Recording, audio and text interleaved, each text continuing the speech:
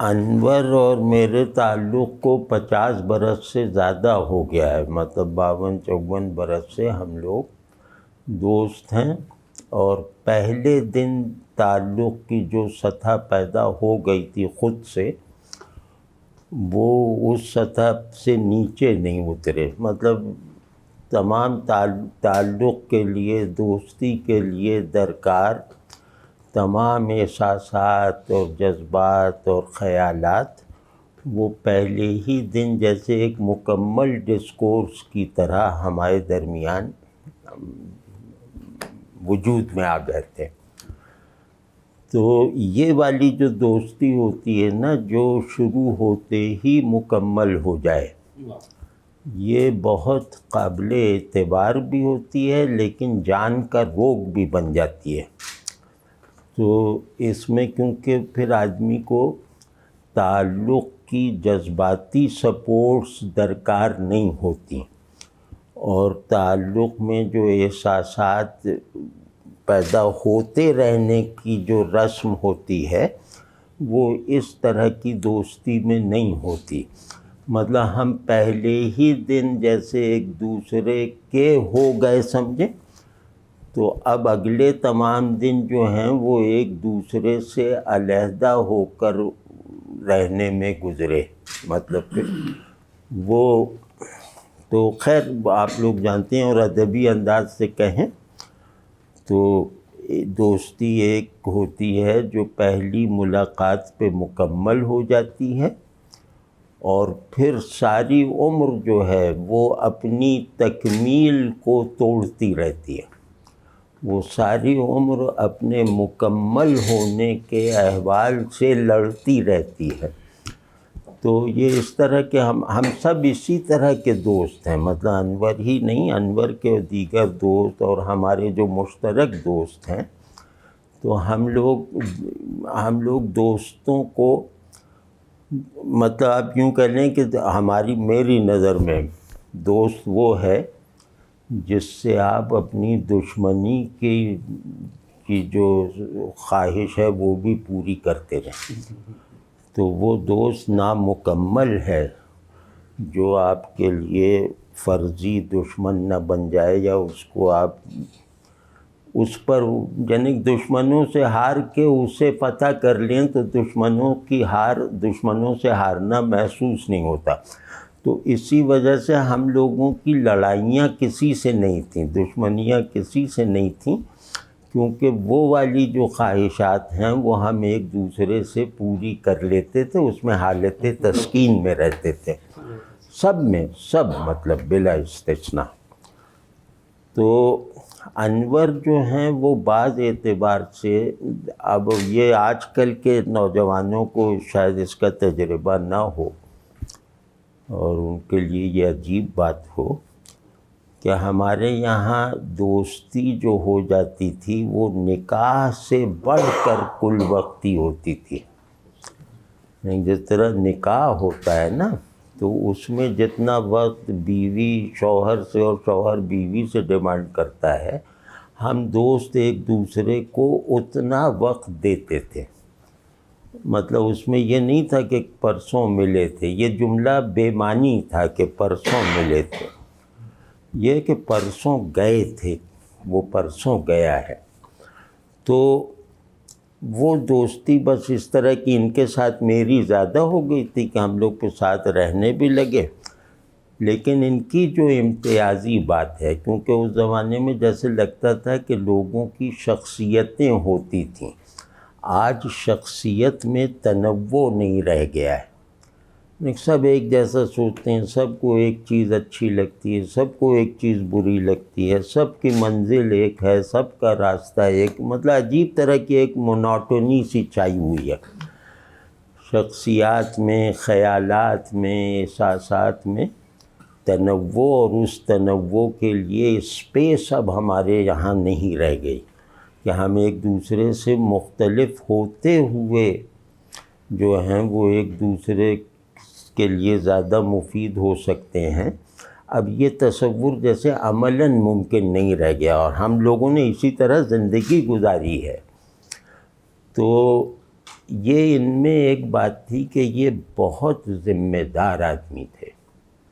یہ مجھ سے 1 2 برس 3 برس بڑے ہیں، تو یہ بہت ذمہ دار آدمی تھے. اور ان کا یہ جو بال وغیرہ دیکھ کر اور وہ کیا نام مونچھیں بڑی دیکھ کے یہ نہ سمجھا جائے کہ انہوں نے کبھی بھی کوئی بوہیمین زندگی گزاری ہے. یہ شخص بہت ذمہ دار، اپنے تمام فرائض و ذمہ داریوں کو پوری محنت اور تگ و دو سے حل کرنے والا، اور رشتہ داریوں کو آخری حد تک نبھانے والے، دوستیوں کو بالکل ناممکن حد تک جا کر دوستوں کے ساتھ دینے والے. تو یہ انہوں نے ایک معتدل، ذمہ دارانہ اور مجاہدانہ زندگی گزاری. یہ اپنے بھائی بہنوں میں بھی بڑے تھے، اور ذہن وغیرہ کے اعتبار سے، تعلیم کے لحاظ سے یہ جیسے اپنی امیڈیٹ فیملی میں سب سے ممتاز اور مرکزی آدمی تھے. لیکن میں نے یہ دیکھا کہ یہ اپنے جو لوگ ان سے رشتے میں بڑے تھے، جیسے ایک معین صاحب تھے، ایک اسلم صاحب تھے، جن کو میری بھی دوستیاں تھیں، تو ان کے آگے ہمیشہ یہ چھوٹے بن کے رہتے تھے. تو بڑوں کے آگے چھوٹا بن کے رہنا اور حقیقی معاملات میں ان سے زیادہ بڑے ہوتے ہوئے، تو یہ ان میں ایک بہت جیسے وزاداری والی باتیں تھیں. اور یہ جو اس زمانے سے اگر کوئی مجھ سے پوچھے کہ ان کی شخصیت کا سب سے بنیادی وصف کیا ہے، جو شروع سے میں نے دیکھا اور آج تک جاری ہے، یعنی جو ان کی فطرت کیا ہے، تو ہمارے دوستوں میں ان کے سوا کوئی نہیں. ہمارے دوست کا مطلب ہے کہ 100 دوستوں میں، اور 100 بھی دوست بھائیوں سے بڑھ کے دوست. یہ بتائیں گے کہ ہم لوگ ان کے بھائیوں سے ان کے لیے زیادہ تھے، یہ ہمارے بھائیوں سے ہم سے زیادہ. تو ہم میں سے کسی میں یہ وصف نہیں تھا کہ ظلم سے نفرت، مظلوم کی حمایت میں بالکل آل آؤٹ چلے جانا، اور بے وقوفی کی حد تک نعرے وغیرہ لگانا، یعنی خطرے میں ڈال دینا اپنے آپ کو. یہ اس آدمی کی بنیادی ترین صفت تھی، جس سے ان کے سارے رویے اصل میں اس سے پھوٹا کرتے تھے کہ کسی کو ہم نے گھیر لیا، اس کا مذاق اڑا رہے ہیں، تو یہ اس کے حامی بن جاتے تھے. مطلب ان کی یہ عادت اس حد تک تھی. اور دوسرا یہ کہ یہ کبھی کسی کی کو نقصان پہنچانے والی غیبت نہیں کرتے تھے.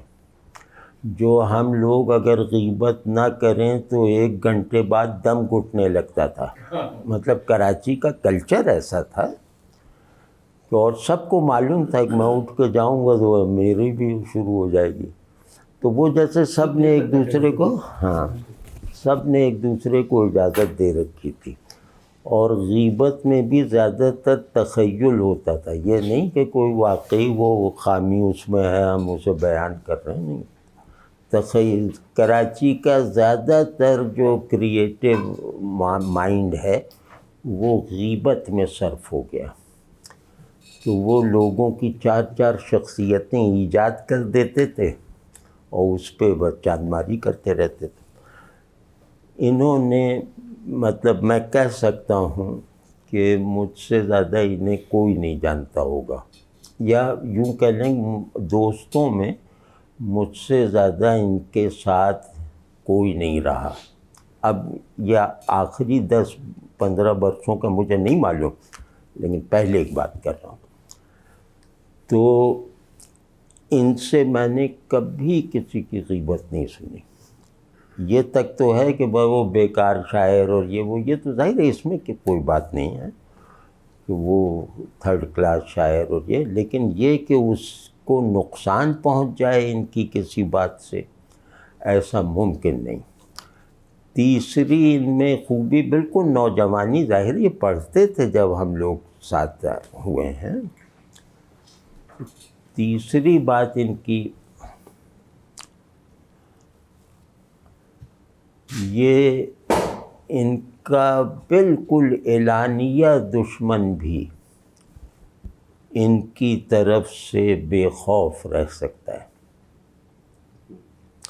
مطلب ان کا کوئی دشمن بھی، جو زیادہ تر تو ہم ہی تھے ان کے دشمن، مطلب اور بھی جیسے کوئی واقعی دشمن وہ بھی ان کے پاس پہنچ جائے تو ان کو اپنا غصہ دبانے کی ضرورت نہیں پڑے گی۔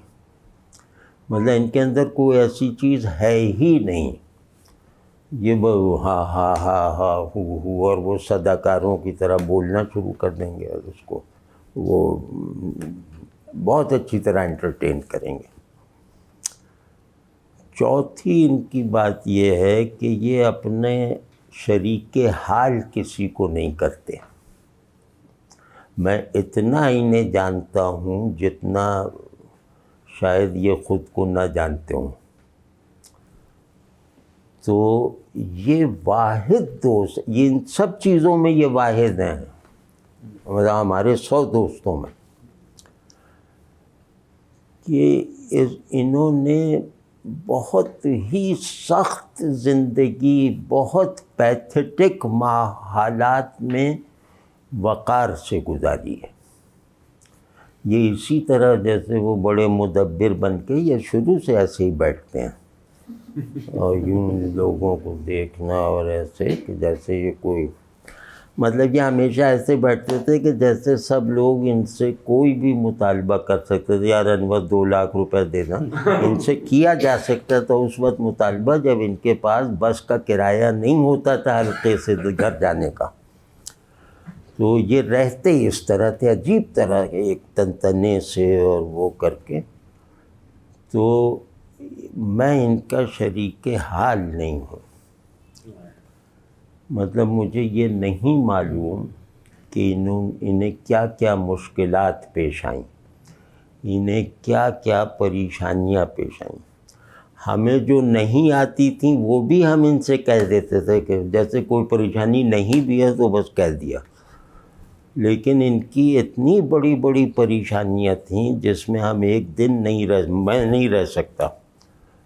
تو وہ پریشانیوں میں بھی انہوں نے مجھے یا اپنے کسی دوست کو جنہیں میں جانتا ہوں کبھی شامل نہیں کیا، کبھی شریک نہیں کیا۔ یہ بات بہت بڑی شخصیت کی نشاندہی کرتی ہے نا۔ تو اب یہ ساری چیزیں جو ہیں، یہ جو میں نے 4 ان کی ایسی چیزیں عرض کی ہیں کہ جو قابل رشک ہیں، مطلب سمپل آدمی بننے کی سب سے بڑی ضروریات ہیں وہ 4 چیزیں، ادیب بننے کی نہیں۔ تو انہوں نے اپنی آدمیت کو جیسے پیدا ہوتے ہی مکمل کر لیا تھا۔ یہ ایک مکمل آدمی، اور پھر اب کچھ اور ایسی چیزیں ہیں جو ان میں نہ ہوتی تو اچھا تھا۔ کچھ نہیں، ایک آدھ ہے، لیکن وہ بھی مطلب خودداری کی وجہ سے۔ خودداری کا لفظ میں نہیں استعمال کر رہا کیونکہ کلیشے بن گیا ہے، لیکن خودداری کو مجسم دیکھنا ہونا تو ان کے ساتھ بس 2-4 دن رہیں اور ذرا مطلب پھر سب کو اندازہ ہو۔ ان کا پہلا تاثر یہی پڑے گا اگر کوئی ذرا سا قریب رہ لے۔ تو یہ خودداری اس حد تک بڑھ گئی تھی کہ یہ شاگرد نہیں بن سکتے تھے کسی کے۔ اس شخص کو میں نے کبھی کسی سے کوئی پوچھتے ہوئے نہیں دیکھا کہ یہ میری سمجھ میں نہیں آ رہا، یا سوال ہی نہیں پیدا ہوتا۔ آپ ڈچ زبان کی کتاب تھما دیں، یہ پڑھتے رہیں گے اور سمجھ لیں گے۔ تو یہ ان میں وہ تھا کہ اب ہم لوگ تھے کہ ہم لوگ چاہتے تھے کہ یار یہ کچھ زیر کریں، کچھ ہار مانیں، تو نہ یہ کبھی ہم سے ہار مانے، نہ کبھی جیتنے کا کوئی جھنڈا لہرایا، اور کبھی جو چیز فرض کیا مجھے فارسی آتی تھی پہلے ہی سے، تو یہ مر جائیں گے فارسی مصرع یاد کر لیں گے، مجھ سے نہیں پوچھیں گے کہ اس کا ترجمہ کیا ہے. تو یہ ان میں تھا، اور بڑے وقار سے وہ زمانہ آپ نے دیکھا نہیں ان کا. تو یہ بوڑھے ہو گئے، یہ بڑے مطلب بعض مرتبہ بے مروت ہو جاتے تھے، اور خصوصاً یہ کہ کوئی مجھ سے زیادہ وجیح نہیں ہو سکتا. وہ اگر کسی کو آپ نے کہہ دیا ان کے سامنے کہ یار وہ جو کیا ہے ٹونی کرٹس وجیح آدمی ہے، تو بس آپ کے ساتھ تعلق میں ایک دراڑ آ جائے گی.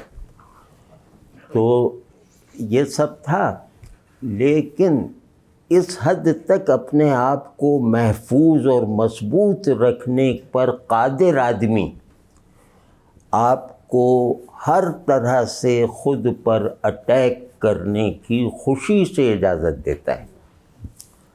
یہ وہ ایک ایسا پیراڈاکس ہے جو بڑی شخصیتیں ہی جھیل سکتی ہیں. مطلب ایک رخ سے دیکھا جائے تو یہ خود پسند لگتے تھے، مطلب یہ کبھی میں نے انہیں عام آدمی کی طرح بات کرتے ہی نہیں دیکھا. یہ سبزی والے کے پاس بھی جائیں گے تو برٹرن رسل کی طرح بات کریں گے. تو ہاں مطلب مجھے حسرت ہی رہی کہ یار کبھی تو عام آدمی، بس سوائے ایک قہقہہ لگانا، بس اس حد تک عام تھے، ورنہ بہت باوقار آدمی تھے. تو انہیں دیکھنے سے بظاہر اگر کوئی دیکھتا تو کہتا یہ خود پسند آدمی ہے، اور تھے بھی، مطلب اپنے اوپر اعتراضات پہ جواب بھی دیتے تھے، مطلب اس پہلو سے میں کہہ رہا ہوں. لیکن دوسرا پہلو اسی شخصیت کا یہ ہے کہ آپ کو ان پر پتھراؤ کرنے کی، ان سے اجازت لینے کی ضرورت نہیں ہے، اور آپ ان کے بدترین مخالف ہو سکتے ہیں زندگی کے ہر شعبے میں اپنی دوستی کو خطرے میں ڈالے بغیر. تو میں نے، ہمارے دوستوں میں ایسا کوئی دوست نہیں ہے کہ جس سے ہم اتنی لبرٹی لے سکیں کہ اس کو نقصان پہنچانا، اس کے بارے میں غیبت کرنا، اس کے گھر میں لڑائی کروانے کی کوششیں کرنا، یہ سب تو ہم نے کر رکھی ہیں. تو لیکن یہ کہ کوئی تو فرق نہیں آیا، مطلب فرق کیا آتا. خیر، تو دوسرا یہ کہ جس چیز کو انفرادیت کہتے ہیں نا، انفرادیت کی دو قسمیں ہیں. ایک انفرادیت وہ جو آپ کے اظہار میں ہو، یعنی ادیب وغیرہ کی حیثیت سے انفرادیت، وہ نہیں ہے، وہ تو آرٹیفیشل انڈیویجویلٹی ہے، کرافٹڈ ہے نا. وہ جو انفرادیت خمیر میں شخصیت کے داخل ہوتی ہے.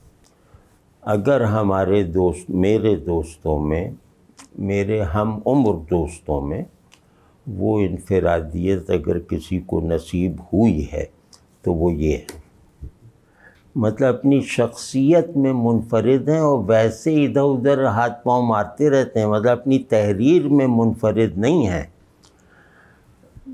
اپنی شخصیت میں منفرد ہیں.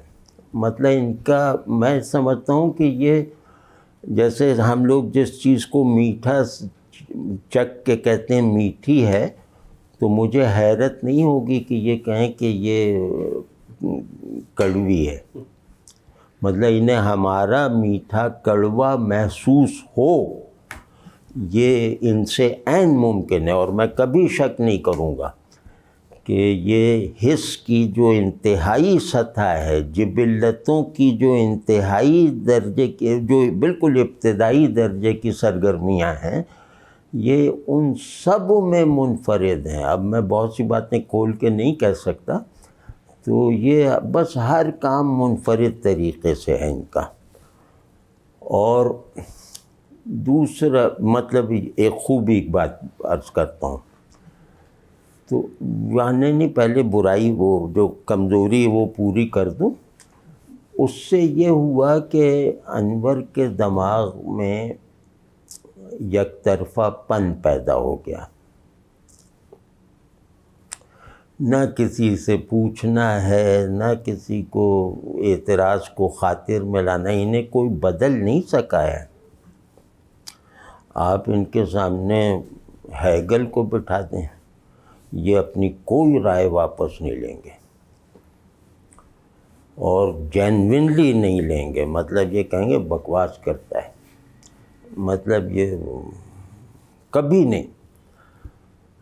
میں ان سے زیادہ گفتگو میں تیز تھا پہلے، اور بہت جو شاطرانہ مکارانہ اور اذیت پہنچانے والی گفتگو کا میں اپنے دوستوں میں ذرا آگے تھا.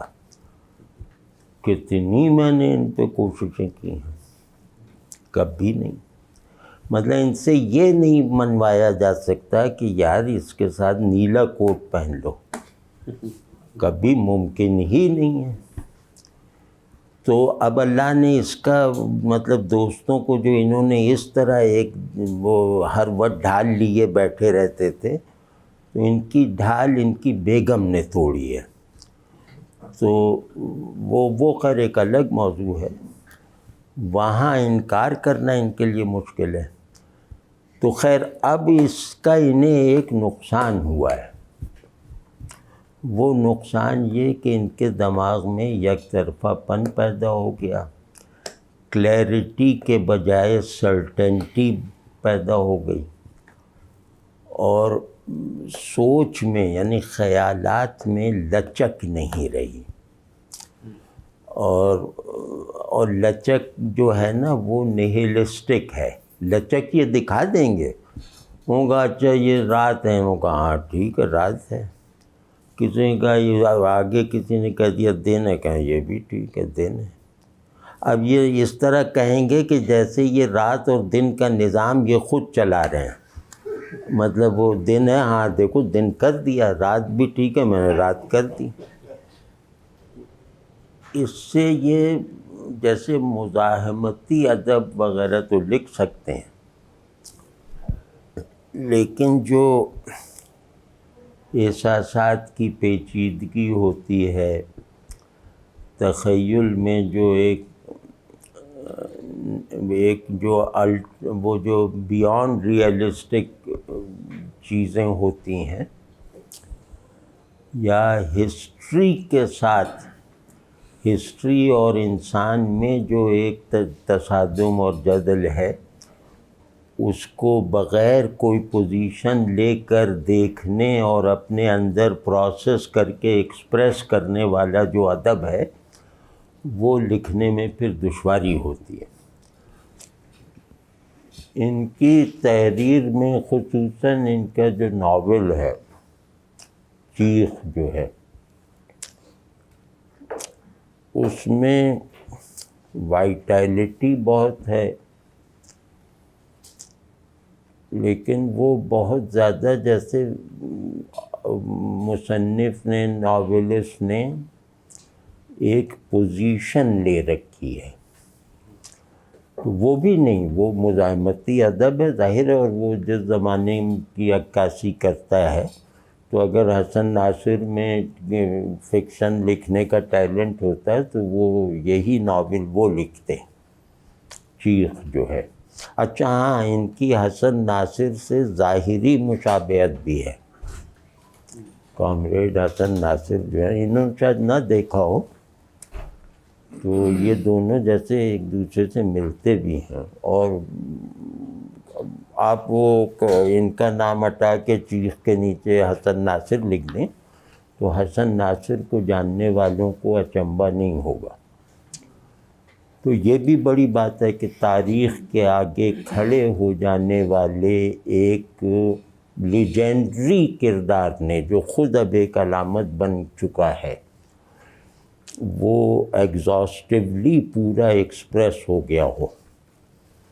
تو یہ بھی مطلب جیسے بہت سے ناول ہیں جو کسی پہلے سے موجود کیریکٹر پہ ہیں اور وہ اس کیریکٹر کو پھر زندہ رکھنے کی وجہ بن جاتے ہیں.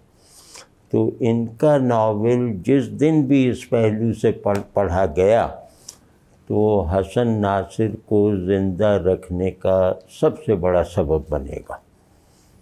یہ سب ہے. اور پھر اس میں جو جس طرح کی ایک ظلم سے نفرت، پھر نفرت کی شدت کے ساتھ بے بسی، تو یہ چیز ان چیخ ناول سے زیادہ میں نے یہ چیز اور نہیں دیکھی کہ شدید نفرت، اپنے اوپر اپنے ٹھیک ہونے کا پورا یقین، ظالم کے ظالم ہونے میں شک کی کوئی گنجائش نہیں،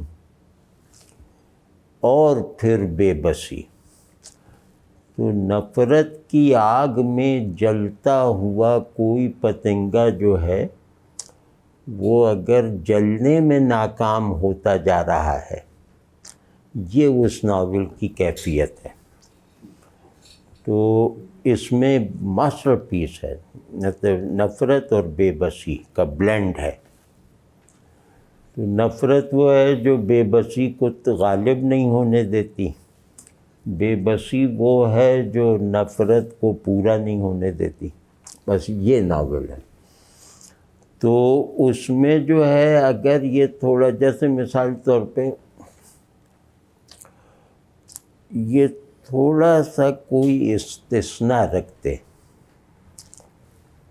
اور تھوڑا سا اس کو سمبلائز کرتے تو وہ مطلب اس کی سطح اس انتہائی قابل رچ سطح سے بھی اوپر ہو جاتی. تو یعنی کہیں ظالم کا بھی کوئی، ظالم کو پسند کرنے کا کوئی زاویہ اگر نکال دو تو بعض مرتبہ وہ ظلم کے خلاف سب سے بڑا ہتھیار بن جاتا ہے. چنگیز خان کو بہادر مان لو نا تو اس سے لڑنا آسان ہے، اور اگر بزدل کہہ کے لڑنا شروع کیا تو بس آپ سمجھ لیں کیا حشر ہونا ہے. تو ان کے یہاں ظلم کی ایک غیر تاریخی سی تحقیر بھی ہے. تو وہ تحقیر جو ہے وہ بعض مرتبہ ان کے بے بسی کے احساس کو مصنوعی بنا دیتی ہے، کیونکہ جب آپ ایک چیز کو منیمائز کر رہے ہیں تو اس کے آگے بے بسی کا کیا تعلق. آپ ایک آئیڈیا کا پیشن رکھتے ہیں تو ایک پیشنیٹ آئیڈیا ایک حقیر سے اٹیک پر سے متاثر نہیں ہو سکتا. تو تھوڑا سا یہ کچھ تحفظات سے ہیں، لیکن یہ ان کا ناول پرانا ہے بہت. پھر چیخ کا ایک دوسرا جو پہلو ہے جو میرے خیال میں مطلب پیش نظر رہنا چاہیے، وہ پہلو یہ ہے کہ انہوں نے پہلی مرتبہ تاریخ اور اقدار، اس کشمکش، پہلی مرتبہ اپنے کیریئر میں تاریخ اور اس کے اصول، انسان اور اس کی اقدار، ان کے درمیان کے تصادم کو ایک سگنیفیکنٹ ٹریجڈی میں بنا کر دکھایا ہے، مطلب سگنیفیکنٹ ٹریجڈی میں بدل کے دکھا دیا. تو اگر یہ کہا جائے اس بات کو میں ماننے والا ہوں کہ and of experience, and of imagination, and of thought tragic ہوتا ہے. تو ٹریجڈی سے بڑی اونچائی کہیں نہیں ہے. اگر کامیابی ٹریجک ایلیمنٹ نہ رکھتی ہو تو وہ ناکامی سے بری ہے. ناکامی میں علمیاتی بلندی اور گہرائی ہو تو وہ کامیابی سے بڑی بات ہے. اس نقطے کو جو ناولسٹوں کی اکثریت، بڑے ناولوں کی اکثریت کا یہ خلاصہ ہے، اس اصول کو، اس بات کو انہوں نے گرفت میں لا کر اظہار میں دکھا دیا کہ ان کی وہ جو بے بسی ہے، جو بلا وجہ کی بے بسی ہے، وہ ان کی ٹریجڈی کا سبسٹنس ہے۔ وہ المیہ ناقص ہے جس کا سبب موجود ہو، وہ المیہ کامل ہے جس کا سبب سمجھ میں نہ آئے۔ تو اس سطح پر المیہ نگاری ان کے یہاں صرف چیخ میں نہیں ہے، ان کی اکثر چیزوں میں جو ایک وہ میننگ سبسٹنس ہے وہ یہی ہے۔ تو یہ بڑی بات ہے۔ بس اس میں مجھے وہی ایک وہ ذرا سی کمی لگتی ہے، اور دوسرا کردار کا نام بہت زیادہ اوور ٹون میں اور بہت زیادہ واضح ہو جاتا ہے۔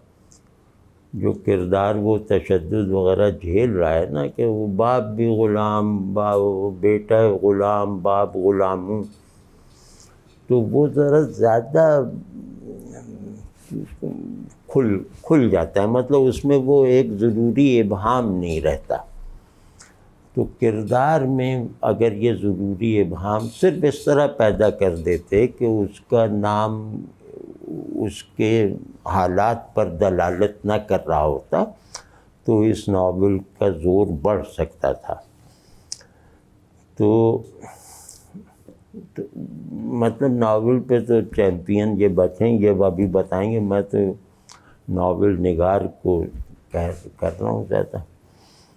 تو دوسرے، انور سین رائے میں ایک چیز جو شخصیت میں ہے، شخصیت میں ہونے کی وجہ سے ان کے کریٹیو کاموں میں صرف ہوئی، اور جس سے ان کے کاموں میں ایک انفرادیت کا عنصر داخل ہوا ہے۔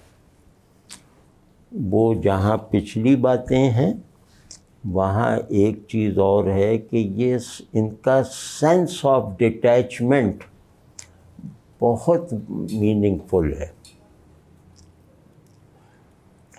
یہ نہیں، ظاہر ہے یہاں تو سبھی بات کہ ایک ہائر اسٹیٹ آف ایسوسیشن میں سینس آف ڈیٹیچمنٹ کو زندہ رکھنا، یہ بہت بڑی بات ہے۔ نہیں، خیر اتنی بڑی بات انہوں نے نہیں کی ہے، میں ویسے ایک اصول میں کہہ رہا ہوں کہ جو ڈیٹیچڈ انوالومنٹ ہے نا، یہ کریٹیوٹی کا باپ ہے۔ یعنی انوالومنٹ ماں ہے، ڈیٹیچمنٹ باپ ہے، اس سے جنم لیتی ہے تخلیق۔ تو جیسے اس نے وہ فراق نے کہا نا کہ غصے کا اظہار کرنا ہو تو ہنستے ہوئے، جب خوشی کا وقت ہو تب لکھو۔ فراق نے بہت اچھا کہا یہ۔ تو ان میں ایک عجیب بات ہے، ایک جیسے مہاتما گوتم بدھ جیسی بے نیازی بھی ہے، اور وہ یہ کہ یہ اپنے حالات میں کھپتے نہیں ہیں، ان کا کوئی خیال ان کے لیے قید نہیں بنتا، ان کا کوئی احساس ان کے اندر کی احساساتی پیچیدگی کو کم نہیں کرتا۔ یہ ایک احساس میں داخل ہوتے ہی نکل جاتے ہیں۔ یہ ایک امیج میں کو ہاتھ لگاتے ہی کینوس پھاڑ دیتے ہیں۔ تو یہ جو خوبی ہے یہ ان کی شخصیت میں بھی ہے۔ مطلب ان سے آپ جتنے بھی دوست ہوں، آپ کو ان سے یہ توقع نہیں رکھنی چاہیے کہ یہ بیٹھ کے آپ کو خوش کریں۔ تو ان کی زندگی میں جو اگر ناکامیاں ہیں تو ان کا ایک سبب یہ بھی ہے کہ کہ یہ انتہائی کھردرے آدمی ہیں دوستوں میں، او ہو کہ ہاتھ لگاؤ تو ہاتھ چھل جائے۔ تو وہ کیا ہے کہ وہ ڈیٹیچڈ انوالومنٹ ہے۔ لیکن یہ میرے لیے کھردرے ہیں نا، ان کے 10 کانٹے ہیں، ایک کانٹا مجھے چبھ رہا ہے، لیکن اگر کوئی میرے خلاف ان سے بات کرے گا تو باقی 9 کانٹے یہ اسے چبھا دیں گے، مطلب اس طرح کا وہ ہے۔ تو اس نے انہیں بہت فائدہ پہنچایا تخلیقی سطح پہ، بہت نقصان پہنچایا فکری سطح پر۔ فکری سطح پہ نقصان یہی سب ہے کہ ہر چیز اضافی، ایک ان کا اسم اعظم ہے جو لڑکپن سے ہے، یہ بحث نہیں کر پاتے، ابھی بھی نہیں کر پائیں گے۔ ابھی آپ ہمارا مناظرہ کروا لیجیے تو آپ کو پتہ چل جائے گا، بحث نہیں کر پاتے۔ یہ جو ہیں یہ فیصلے کرتے ہیں۔ تو ان کو جو کیا نام ہے، کیا کہنے جا رہا تھا میں، کہ وہ ہاں ابھی ایک لفظ استعمال کیا تھا نا، خیالات، فکری نقصان پہنچا ہے نا انہیں۔ تو اس کا سبب یہی ہے کہ یہ بہت ہی سائیکیکلی نہیں بلکہ آئیڈیالوجیکلی انورٹڈ پرسنالٹی ہے۔ اب یہ جملہ ایسا ہے کہ ایک نئی تھیوری بن سکتا ہے بڑی آسانی سے، نفسیات میں بھی اور ادبیات میں بھی، کہ آپ کسی شخصیت کے بارے میں یہ قول محال کہہ دیں کہ یہ شخص انٹروورٹ تو ہے لیکن نفسیاتی طور پہ نہیں، نظریاتی سطح پر ہے۔ یہ جملہ قابل فہم نہیں ہے سائیکالوجسٹ کے لیے بھی، لیکن ہم نے یہ ناممکن سی چیز ان کے ساتھ بھگتی ہوئی ہے، ہمیں اس میں شک نہیں ہے۔ تو یہ جو ان کے جو کمالات نفسیاتی یا شخصی ہیں، وہ کاش ان کے اظہار میں آ گئے ہوتے نا، تو یہ واقعی مطلب ان کی گھریلو زندگی پھر ایسی نہ ہوتی اگر ان کا ٹیلنٹ سامنے آ جاتا۔ تو اب اس میں سوال نہ کوئی تیار کرے، بس اتنا کافی ہے۔ تو دوسرا یہ کہ یہ اپنے آپ سے، یہ سب سے زیادہ دور اپنے آپ سے رہتے ہیں۔ بعض مطلب سچ کہتا ہوں، بے حسی کے باوجود، ایک طبیعت میں جو ہماری خباثت ہے اس کے باوجود، اگر مجھے اپنے کسی دوست کو یاد کر کے جیسے رونا سا محسوس ہوا ہو تو وہ یہ ہے۔ تو مطلب تنہائی میں بعد میں تو وہ یہی ہے کہ یہ آدمی کیوں اپنے آپ سے خالی رہتا ہے۔ تو اور یہ کہ یہ ان کے لیے سب سے زیادہ غیر ضروری شروع سے یہ خود ہیں۔ تو یہ والی جو صفت ہے یہ ان کے کاموں میں ابھی نہیں ظاہر ہوئی۔ تو اب جو آدمی خود سے ڈیٹیچڈ ہے، اس کو ڈیٹیچمنٹ کے لیے کوئی سیکھنے کی ضرورت نہیں ہے۔ تو اس کی ڈیٹیچمنٹ ایک ہائر انوالومنٹ کا شعبہ ہے۔ تو اگر میں اپنے کسی دوست کے بارے میں یہ کہہ سکوں کہ اس کی ڈیٹیچمنٹ، انوالومنٹ یا ایک ہائر ایسوسیشن کا پردہ ہے، تو ان کے بارے میں کہوں گا۔ اور ان سے مطلب یہ کہ عجیب طرح کی وہ ہے کہ میں اب جب میں ذرا ہم لوگ الگ ہوئے، اپنے اپنے دائروں میں چلے گئے، یہ انگلینڈ چلے گئے، اور پھر ان کے خیالات مجھے بڑے برے لگنے لگے تو اب یہ دوری کے اسباب ہی اسباب ہیں، ان سے قرب کا کوئی، ایک داڑھی اور ٹوپی والے کو ان سے قرب محسوس کرنا کفر کے برابر ہے۔ تو اس کے باوجود ہر طرح کی انتہا درجے کی دوری، خیالات کی اور احساسات کی بھی، ہم پرجوش آدمی اور خوب ادھر ادھر، انہیں قرض مانگنا نہیں آتا، انہیں کوئی چکر چلانا نہیں آتا شروع سے، تو اب ہمارے لیے ایسا دوست بالکل ناکارہ ہے جس کو یہ سب جس میں نہ ہو۔ تو یہ بالکل خشک سے آدمی۔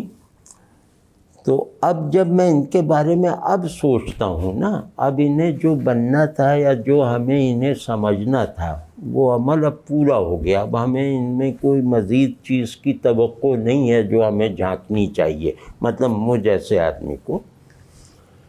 تو مجھے یہ چیز بہت زیادہ جیسے دل گداز ہے میرے لیے کہ اس شخص نے تنہائی کو اس کی کروڈسٹ فارم میں بھگتا ہے، اور ایسی تنہائی جو خود سے بھی خالی تھی، ایک عمر گزار دی۔ اب ایک کیونکہ ذرا ایک مولویانہ بات اس کے بعد کہہ دیتا ہوں پھر کہ وہ تنہائی خود سے خالی بھی تھی اور بالکل خلا تھی۔ وہ خلا زمینی تھا، آسمانی نہیں، بس انہوں نے اس خلا کو آسمانی نہیں بننے دیا۔ تو ان کو دوسرے کا کوئی تجربہ نہیں۔ اب آپ سمجھ رہے ہیں نا، اب یہ ایک ذرا تبلیغی سی بات ہے کہ میں اصل میں دوسرے کا تصور ہوں، میرا سینس آف ادرنیس ہی میری آئی ایمنیس کا بانی ہے۔ تو انہوں نے نہ سینس آف آئی ایمنیس کی کوئی پرواہ کی، نہ سینس آف ادرنیس کی، تو ان کا ادر بھی مجرد ہے اور سیلف بھی مجرد رہا۔ لیکن جس طرح کی علمیاتی سرنگ میں یہ چلتے رہے، آج تک چل رہے ہیں، اس میں شاید اس کے سوا کوئی چارہ نہیں تھا۔ کہ ان کی انور حسین رائے صاحب کی شخصیت جو ہے وہ ایک بڑے ناول کا تقاضا رکھتی ہے۔ ہمارے آس پاس، ہمارے ارد گرد کچھ لوگ ہوتے ہیں ایسے کہ جو ایک بڑے تخلیقی ادب کا بڑا کردار بن سکتے ہیں، اور میری ذاتی رائے یہ ہے کہ چونکہ آپ کی گفتگو سے ہمیں اندازہ ہوا کہ دوستوں میں سب سے طویل عرصے سے اور بہت گہرائی کے ساتھ جس طرح سے آپ نے انہیں دیکھا ہے، تو میرے اندر جو یہ تاثر پیدا ہوا ہے، تو اس تاثر کی تکمیل کرنے کے لیے بھی کوئی شخص اگر میرے ذہن میں آیا ہے تو وہ آپ ہی ہیں۔ اچھا، مطلب دونوں کو آپ نے بتا دیا۔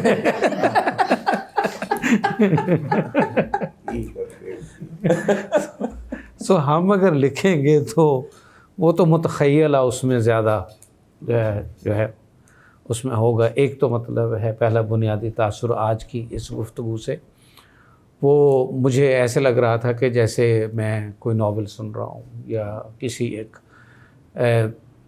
یعنی امیجنیٹو جو ہے نا ورڈ، وہ جس کے لیے اصطلاح استعمال کی جاتی ہے۔ میرا انور حسین رائے صاحب سے تعارف جو ہے نا ضیاء الحسن صاحب کی معرفت کوئی آج سے زیادہ عرصہ نہیں، شاید تھوڑا عرصہ ہی ہوا، اور میں نے وہ کیا مصرع ہے، میں نے گویا جانا کہ یہ بھی میرے دل میں ہے، اس طرح کا جو ہے اس وقت لفظ آگے پیچھے ہوں گے۔ جب آپ گفتگو فرما رہے تھے تو بالکل وہی کیفیت میری تھی کہ ہماری عمروں میں اور جب مختلف اب ظاہر ملاقاتیں بھی ہماری نہیں تھیں. تو جب پہلی دفعہ ان سے ملاقات ہوئی تو وہی کم و بیش احساسات جو آپ نے بیان کیے ہیں وہی میرے تھے. اور جیسے کوئی یعنی ایک جست میں ہی جو ہے نا قصہ جو ہے طے ہو جائے یا فاصلہ طے ہو جائے، اس کی تفسیر میں نہیں جاؤں گا، لیکن یہ بہت خوبصورت احساس یعنی زندگی کے جو ہے نا قیمتی لمحات میں سے ایک. سو تب سے جن انور صاحب سے جب بھی کوئی بات ہوتی ہے فون پہ تو جو حجابات اور جن رسمیات اس میں مجھے محسوس کبھی نہیں ہوئی. دوسرا، ان کا حال ہی میں ابھی جو کام آیا ہے سامنے، وہ چیخ پہ تو آپ نے بہت عمدہ گفتگو کی، خاص طور پہ ڈیٹیچمنٹ اور انوالومنٹ کے حوالے سے جو بات ہوئی وہ بہت بنیادی تھی.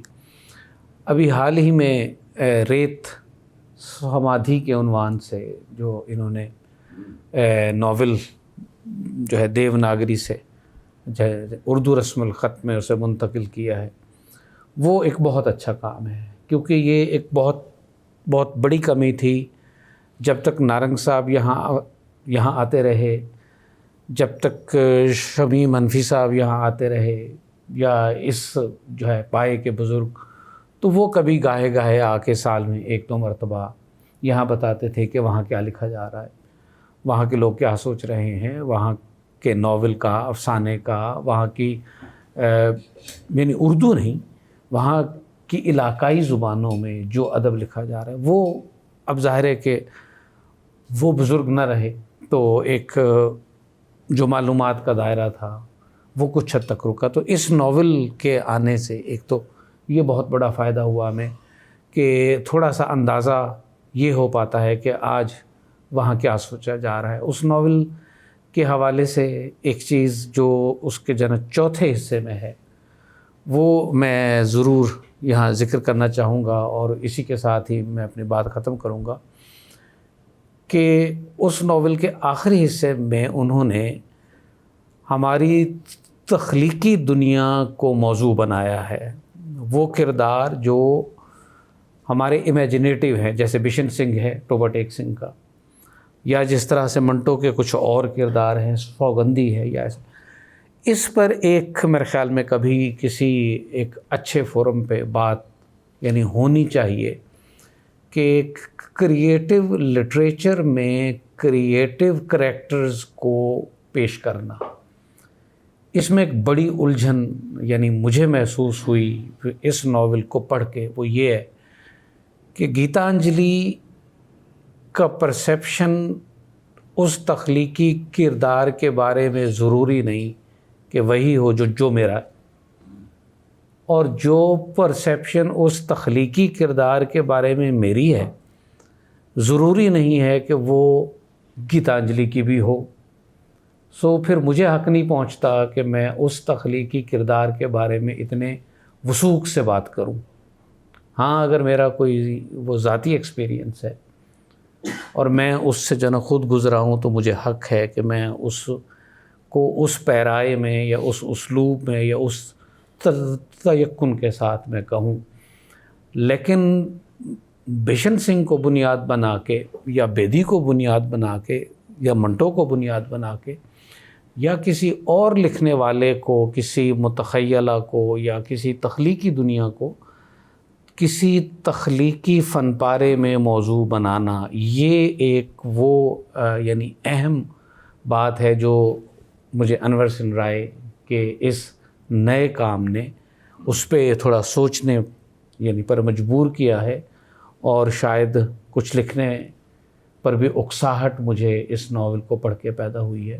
سو کسی بھی اچھے کام کا یا کسی بڑے کام کا معیار یہ ہوتا ہے کہ وہ آپ کو سوچنے پر اور آپ کو لکھنے پر اکسائے.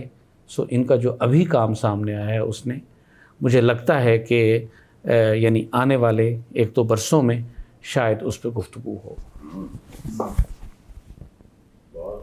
چل ڈاکٹر ضیاء الحسن سے درخواست ہے کہ وہ جو بھی خیال ہے ہمارے ساتھ شیئر کریں انور سن رائے صاحب کے بسم اللہ الرحمن الرحیم. انور حسن رائے سے میری پہلی ملاقات تو ہوئی تھی 1988 میں، جب میں پہلی دفعہ کراچی گیا. اور کراچی کے تقریباً سارے ہی جو ان کے ہم عصر ہیں، عبید اللہ علیم سے اس وقت ملاقات ہوئی، اور افضال سے بھی اسی وقت ملاقات ہوئی، اور جو دوست تھے انور شعور وغیرہ سے بھی. میرے ہم عصر جتنے تھے جو میری عمر کے شاعر ہیں ان سے تو بہت طویل ملاقاتیں ہوئیں. آپ سے ملاقات آپ کے گھر ہوئی، آپ کو یاد نہیں ہوگا کیونکہ ظاہر ہے ہم بالکل، میں اور آفتاب حسین ہم گئے تھے. اور مجھے یہ بھی یاد ہے کہ انہوں نے ایک نظم سنائی تھی اس وقت جس کا عنوان محبت تھا، یہ مجھے یاد ہے. تو وہ میرے ذہن میں تو ان کا تصور شاعر کا تھا، بہت طویل عرصے تک میرے ذہن میں ان کا یعنی تصور شاعر کے طور پر ہی رہا. ان کے ناول میں نے میرا خیال ہے 1 سال پہلے پڑھے ہوں گے، 1.5 سال پہلے، دونوں پہلے نہیں میں نے پڑھے تھے. تو اور وہ جو ادونس کا ترجمہ تھا شاعری کا، اور یہ بھی نہیں میں پڑھ سکا. تو مجھے پرسنلی تو یہ لگا کہ ان کے ہاں جو اب شاعری کہاں گئی کتنی ہے یہ نہیں مجھے معلوم، کیونکہ میں نارملی تھوڑا جھجک مجھے محسوس ہوتی ہے بہت ساری باتیں پوچھنے میں، تو اس لیے اب یہاں سب کے سامنے ہی پوچھ رہا ہوں کہ وہ کہاں گئی. کیونکہ میرے ذہن میں تو تصور ان کا شاعر کا تھا اور نثری نظم کے شاعر کا تھا. اور جب میں نے ظاہر ایک نظم کے حوالے سے کتاب پہ کام کیا تو انہوں نے ہی مجھے کہا کہ بھئی آپ نے وہ لوگوں کا ذکر گول کر دیا ہے جو کراچی میں تھے، اور یہ سارے نہیں کیا. تو یہ ٹھیک کہا آپ نے، اور میں نے بات سمجھ لی کہ ہاں واقعی وہ ایک پورا اور یعنی پیرالل تجربہ تھا جو ہو رہا تھا وہاں پہ. بلکہ اب تو میں یہ کہتا ہوں کہ شاید نثری نظم کا زیادہ طاقتور تجربہ تھا ہی کراچی میں. تو یہ تو ایک تاثر. اور پھر ظاہر ہے اس کے بعد مجھے یاد نہیں پڑتا کہ ہماری کوئی ملاقات کراچی میں، پھر بھی میں 2-3 دفعہ کیا ہوں. 90s میں، 93 میں شاید، 93 95 وغیرہ میں، تو مجھے یاد نہیں ملاقات. پھر ملاقاتیں میری ویسے بھی کراچی کے سارے دوستوں سے یہ احمد شاہ کی وجہ سے ہوئی کہ 15 سال سے یہ کانفرنس کر رہے ہیں، اور میں اس میں ضرور جاتا ہوں. صرف اس لیے جاتا ہوں کیونکہ میں ذاتی طور پہ تو جتنی بھی پاکستان میں ہونے والی کانفرنسوں میں شرکت کا مجھے موقع ملا ہے، مجھے وہ کبھی علمی ایکٹیویٹیز نہیں لگی. جن کانفرنسوں میں 10 منٹ یا 8 منٹ یا 15 منٹ آپ کو کہا جائے نا کہ آپ نے ایک بات مکمل کرنی ہے، تو کوئی علمی بات 15 منٹ میں ہونے والی ہوتی نہیں ہے. اب انہوں نے میرا خیال ہے کم از کم احمد جاوید صاحب نے آپ کی شخصیت اور کام کو ملا کے جو گفتگو کی ہے اس میں کم سے کم آدھا گھنٹہ کی گفتگو تھی. اس سے کم پہ گفتگو ہوتی نہیں ہے، یہ بات نہیں ہوتی ہے. تو بات تو بڑی ریڈیکولس قسم کی چیز، یعنی سیشنز بھی دیکھنے 2 منٹ 3 منٹ 4 منٹ جی بس حاضری کرنی، تو وہ مجھے ایسا لگتا ہے. لیکن اس کا سب سے بڑا فائدہ یہ تھا کہ کراچی کے جن دوستوں سے میری ملاقاتیں 1988 میں ہوئیں ان سے اب جو زندہ بچ گئے تھے، کیونکہ کوئی میری عمر کے لوگ بھی دنیا سے چلے گئے، جیسے اعظم بہزاد ہیں، اس طرح کے حسنین تھے، حسنین جعفری. تو وہ میرا جو شخصی حوالے سے ایک مجھے شعور سے میں نے محسوس کیا ان کو ان پچھلے 15-16 سالوں میں کیا ہے. اور مجھے دونوں میاں بیوی بہت پسند ہیں. ان کے درمیان جو نوک جھونک ہے وہ بھی مجھے اچھی لگتی ہے، کیونکہ وہ یعنی ایسے لگتا ہے جیسے وہ ان کے اس یعنی تعلق کا لازمہ ہے اور بڑی محبت سے ہوتی ہے. دونوں مجھے بہت معصوم آدمی لگتے ہیں ذاتی طور پہ. یہ دونوں میاں بیوی.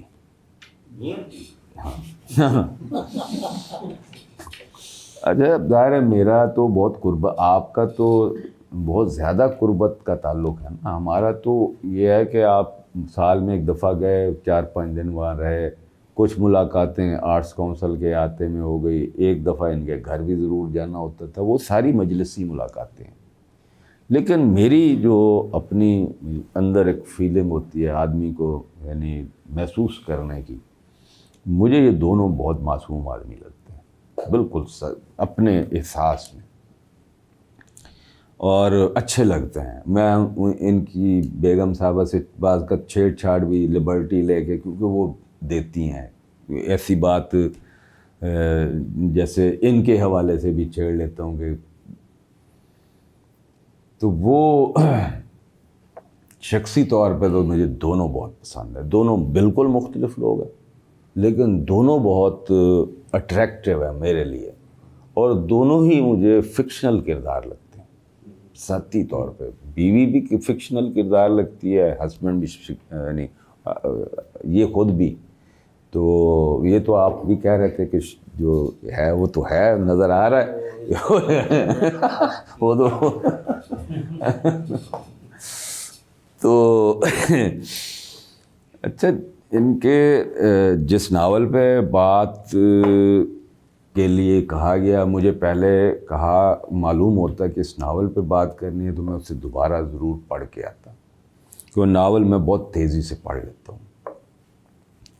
لیکن چونکہ اس کو بھی بہت زیادہ دیر نہیں ہوئی، ایسے میں نے ان کو پڑھتے ہوئے بھی ایک تو ظاہر میں جو بات کروں گا جو ہمارے ہاں ناول اردو میں لکھا گیا اس حوالے سے ہوگی وہ بات، کیونکہ اردو میں میرے اپنے ذاتی رائے میں جو مجھے سمجھ آتی ہے، مجھے غلط بات کرنا پسند نہیں آتا کسی بھی حوالے سے. مجھے تو لگتا ہے اردو میں کوئی بڑا ناول لکھا ہی نہیں گیا بشمول قرۃ العین حیدر اور بشمول عبداللہ حسین کے. وہ مجھے نہیں، یعنی مجھے لگتا ہے کہ اس میں وہ زندگی کی ڈیپتھ ان میں سے کسی ناول میں ہے ہی نہیں جو کسی بڑے ناول میں ہوتی ہے. بلکہ آخری پہلے مجھے لگتا تھا کہ گردش رنگ چمن شاید آگ کا دریا سے بھی بہتر ہے. میں نے جب اسے دوبارہ پڑھا تو مجھے اس کے بعض حصے تو پاکیزہ ڈائجسٹ جتنے عامیانہ لگے. اس کے بعض حصے ایسے ہیں جو پاکیزہ اور شعاع ڈائجسٹ جیسی خواتین لکھنے والے جتنے عامیانہ ہیں، جو جیسے لڑکی اور لڑکے کے وہ خاص طرح کے مذاق اور گفتگو ہیں جو ہوتی ہیں ٹین ایج لورز کی جیسے. اس میں ان کا ناول اس حوالے سے منفرد تھا کہ یعنی کسی پورے ناول کو بیس بنا کے، اگرچہ وہ ان کے ہاں بھی کچھ ہمیں چیزیں نظر آتی ہیں جیسے آخر شب کے ہم سفر میں کہیں وہ ایک خاص طرح کی انقلابیت اور جد و جہد وہ ہے، لیکن یہ چونکہ ہمارا تجربہ تھا، یہ اس ناول میں جو تجربہ تھا وہ ہمارا تجربہ تھا، اور ایک ایسا تجربہ تھا جو ابھی تک جاری ہے، وہ ختم نہیں ہوا، رکا نہیں ہے، بلکہ اپنی زیادہ وسط مقام پر آ گیا ہے. وہ اب ہم کوئی مجھ سے پوچھے تو میں کہوں گا کہ ضیاء الحق کا زمانہ تو بہت خوبصورت زمانہ تھا، بہت اعلیٰ انسانی، جو انسانی قدریں اب آپ کے معاشرے میں نہیں ہیں وہاں کچھ نہ کچھ بچی ہوئی تھی. مجھے اب تک احمد جعفر صدر، میں تو بہت چھوٹا تھا، ان سے بھی پہلی ملاقات مجھے سراج بھائی نے کہا تھا کہ تم شعر جو ہے نا ان کو جا کے سناؤ.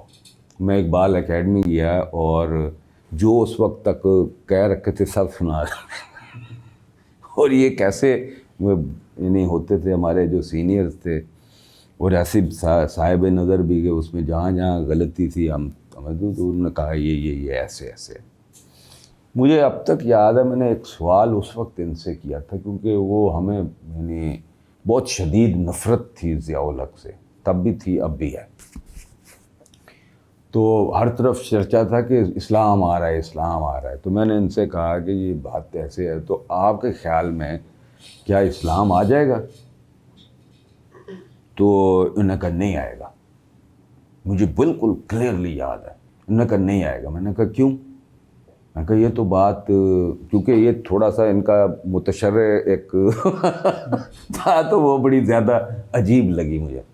تو میں نے کہا کیوں؟ کہنے لگے اس کی وجہ یہ ہے کہ ہم بطور انسان ابو جہل سے بھی کم تر درجے پہ ہیں. ابو جہل بہادر تھا، سچا تھا، مہمان نواز تھا، وغیرہ وغیرہ، جو عربوں کی اعلیٰ انسانی خصوصیات تھی اس میں بہت وہ اس میں بھی تھیں. تو ہمیں تو وہ بھی نہیں ہے. تو اسلام کیسے آئے گا؟ اسلام تو وہ یعنی اس باطن کو تبدیل کرے گا نا، اس کو کیسے کرے گا؟ اور جب کہ وہ تبدیل کرنے والی شخصیت بھی نہیں پیچھے موجود، جیسے وہاں پہ وہ خود موجود تھے. تو وہ مجھے بات بھولی نہیں، یعنی یہ 1984-85 مجھے ایگزیکٹلی یاد نہیں ہے، لیکن تقریباً یہی زمانہ تھا. تو 35 سال سے زیادہ عرصے میں، اور حقیقتاً میں نے دیکھا کہ اسلام تو کیا آتا، اسلام پہلے بھی جو جتنا پہلے تھا وہ بھی تباہ و برباد ہو گیا، اور معاشرہ ہمارا انسانی حوالے سے ختم ہو گیا. تو اس کے باوجود یہ تجربہ ہمارا مشترکہ تجربہ تھا. ہم مجھے اب بھی یاد ہے، یہ کوئی بہت عجیب باتیں نہیں ہیں. میرے ہاتھ میں نے وہ ملتے تھے فٹ پاتھ سے، وہ زمانے میں 80s وغیرہ میں ابھی اویلیبل ہوتے تھے، ابھی کبھی کبھی مل جاتے ہیں. ماسکو اشاعت گھر سے چھپے ہوئے جو ناول ہوتے تھے. اب وہ صرف ماسکو اشاعت گھر کی وجہ سے ایک بندہ ہمارے پیچھے لگ گیا. میں وہ ناول پکڑا ہوا تھا، یہ اسی زمانے کی بات ہے. بڑی مشکل سے ہم نے جان چھڑائی اس سے، چونکہ ہم شہر سے واقف تھے. تو یعنی وہ باقاعدہ وہ جیسے آدمی پیچھے لگ جاتا ہے، وہ اس طرح سے لگتا تھا جیسے ہر جگہ آنکھیں جو ہے نا وہ آپ کو دیکھ رہی ہیں. پھر وہ ظاہر ہے یہاں شاہی قلعے کے معاملات اور دیگر پھر جو ضیاء الحق کے آنے کے بعد پہلی موومنٹ چلی تھی وہ وکیلوں نے چلائی تھی، اور یہاں بہت ماریں کھائیں تھی اور قید و بند کی صعوبتیں بھی برداشت. میرے والد بھی وکیل تھے، وہ مجھے اس کو وہاں بھی تھوڑا سا دیکھنے کا، اور ہمارے گھر میں آتے تھے چائنا سے جو لٹریچر تھا، اور وہ مفت بھیجا کرتے تھے بہت زیادہ. تو چین با تصویر بھی اس میں ہوتا تھا، اور وہ ہمارے گھر میں سارے بیٹھ کے ہم پڑھتے تھے اور دیکھتے تھے بڑے کمال. تو وہ جب یہ سارا شروع ہوا تو وہ ایک صندوق تھا جو یعنی وہ صندوق میں بھر کے بھیجا گیا، گاؤں پہنچا دیا گیا کہ یہاں تو وہ وکیلوں کے گھروں میں چھاپے مار رہے تھے کہ جس کے یہاں سے کچھ ایسا نکلے تو اسے. اور ہمارے گھر تو وہ میرے والد کو بہت پسند تھی دی کیپٹل. تو وہ تو ویسے ہی اس زمانے میں نہ بچنے والی کتاب تھی کہ اس سے تو بچا ہی نہیں جا سکتا تھا. تو اس ایک تو یہ ہوتا ہے کہ جو ہمارے ہاں جس طرح ناول لکھے گئے اردو میں، وہ بنیادی طور پہ مجھے یہ لگتا ہے کہ جیسے انسانی باطن کو یا انسانی وجود کو ٹارگٹ کر کے نہیں لکھے گئے. ہمارے ہاں جتنے بھی ناول ہیں، کہیں کسی نے ہسٹری کو ٹارگٹ کیا ہے، کہیں کسی نے کلچر کو ٹارگٹ کیا ہے، کہیں کسی نے ترقی پسندی کو ٹارگٹ کیا ہے، یعنی مسائل اور اس بنیاد پہ ناول ہمارے ہاں لکھے گئے. ان ناولوں میں اس دور کو یعنی اس طرح سے اتنے طاقتور طریقے سے کسی دوسرے نے پیش نہیں کیا. تو میرے حساب سے اگر ہم اردو ناولوں میں جن بڑے ناولوں کا ذکر کرتے ہیں، ان میں اس کا ذکر اس لیے ہونا چاہیے کہ یہ ایک عہد کو ہمارے سامنے بالکل مجسم کر کے رکھ دیتا ہے، اور اس کی ساری قباحتیں، سارے مسائل، ساری مصیبتیں، سارے عذاب اور سارے جو ذہنی ٹارچرز تھے وہ سارے اس میں انہوں نے مجسم کیے ہیں. یہ یعنی ظاہر ہے ان کے سامنے تھا بھی مسئلہ، مجھے لگتا ہے یہی، اور اسی لیے آج ترقی پسندوں نے بھی انہیں بلایا ہوا تھا، کیونکہ اب ترقی پسند بھی ان کو ظاہر سارے ترقی پسند اس دور کو تو بہت برا دور سمجھتے ہیں. ویسے اب الحمدللہ میں دیکھتا ہوں کہ عام آدمی بھی جو پہلے اسے مجاہد سمجھتا تھا وہ بھی اسے اب دہشت گردی سمجھتا ہے. تو یہ جو چینج ہمارے ہاں ہمارے معاشرے میں آئی ہے ود ٹائم، ہمارے سامنے یہ جو کچھ ہوتا رہا ہے یہ تھا نتائج اصل میں اسی دور کی. تو اس دور، اور ہر آدمی جو نہیں سمجھ رہا تھا اب وہ سمجھ رہا تھا کہ یہ جو اب ہمارے سامنے زندگی آ کھڑی ہوئی ہے بدصورت، یہ پیدا وہاں سے ہونا شروع ہوئی تھی، اگرچہ اس کے یہ والے جو انسانی اثرات ہیں وہ بعد میں ظاہر ہوئے، زیادہ تر 21ویں صدی میں آئے. اس اعتبار سے میں اگر اردو ناولوں، کیونکہ ہمارے ہاں یعنی میرا خیال ہے میں ہی کیا ہم سب مل کے اگر زیادہ سے زیادہ بھی اردو ناولوں کو نکالنا چاہیں نا، کہ ہمارے جو بہت نمایاں اور نمائندہ ناول ہیں وہ کھینچ تان کے بھی 15-20 سے زیادہ نہیں ہیں. کھینچ تان کے بھی، یعنی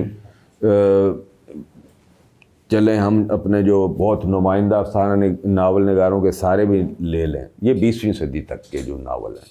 تو میرا خیال ہے یہ آپ کا ناول 20ویں صدی ہی میں چھپا تھا، پہلا چیخ جو ہے، تو اس کا شمار 20ویں صدی ہی کے ناولوں میں ہوتا ہے.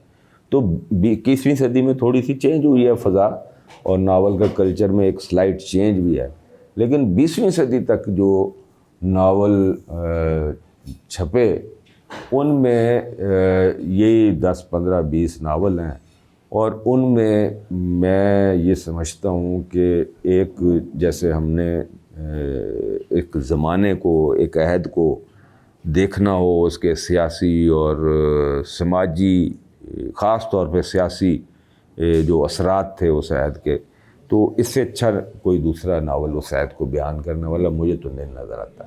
تو اس حوالے سے اردو ناول کے جو ہمارا ایک پورا کلچر بنتا ہے 150 سال کے اردو ناول میں، یہ ناول یقیناً قابل ذکر اور نمایاں جو بہت چند ناول ہیں ان میں سے مجھے لگتا ہے، یہ میری رائے ہے، میں اپنی رائے کو کبھی بھی یہ نہیں کہتا کہ یہ، میں سمجھتا ہوں یہ ایک آدمی کی رائے ہے، اس نے ایک طرح سے پڑھا ہے، شاید اس میں یہ وجہ بھی ہو کہ میں بھی شاید اتنی شدت سے نفرت کرتا ہوں اس زمانے سے اور ان ساری صورتحال سے، اس وجہ سے وہ میں اس کے ساتھ زیادہ میں نے وہ اندرونی طور پر، باطنی طور پر ریلیٹ کیا ہو، شاید اس کی وجہ یہ بھی ہو.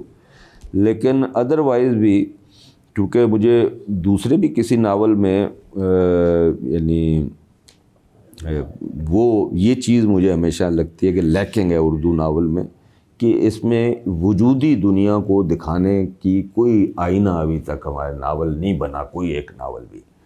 تو اس میں اب ہمارے پاس تو باہر کی دنیا ہے جو ہمارے باہر پھیلی ہوئی ہے، تو ہمارے سارے ناولوں میں ہمارے بال پھیلی ہوئی دنیا کو دکھایا. تو باہر پھیلی ہوئی دنیا میں چیخ ایک ایسی دنیا کو دکھاتا ہے جو میری دنیا ہے، میں اسے پہچانتا بھی ہوں، اور اس میں جو کیفیت یا جو جذبہ یا جو احساس اس دور کے حوالے سے وہ بھی کامن ہے، اس لیے مجھے وہ اچھا لگا اور میں نے اسے پڑھ کے لطف اندوز بھی ہوا. اور ایک طرح سے مجھے محسوس کیا جیسے میں بھی اس کے کرداروں میں شامل ہو گیا ہوں جو اس ساری کرب سے گزرنے والے تھے. صرف یہ جو 1.5 سال پہلے پڑھی ہوئی میں یہی بات ہو سکتی ہے. جتنی اچھے طریقے سے ساری بیان کی، بہت ہی زبردست تھا، بہت شکریہ. اصل میں نا یہ تھوڑا سا الٹا شروع ہو گیا کیونکہ احمد جاوید صاحب کو بعد میں گفتگو کرنا تھی، لیکن یہ کہ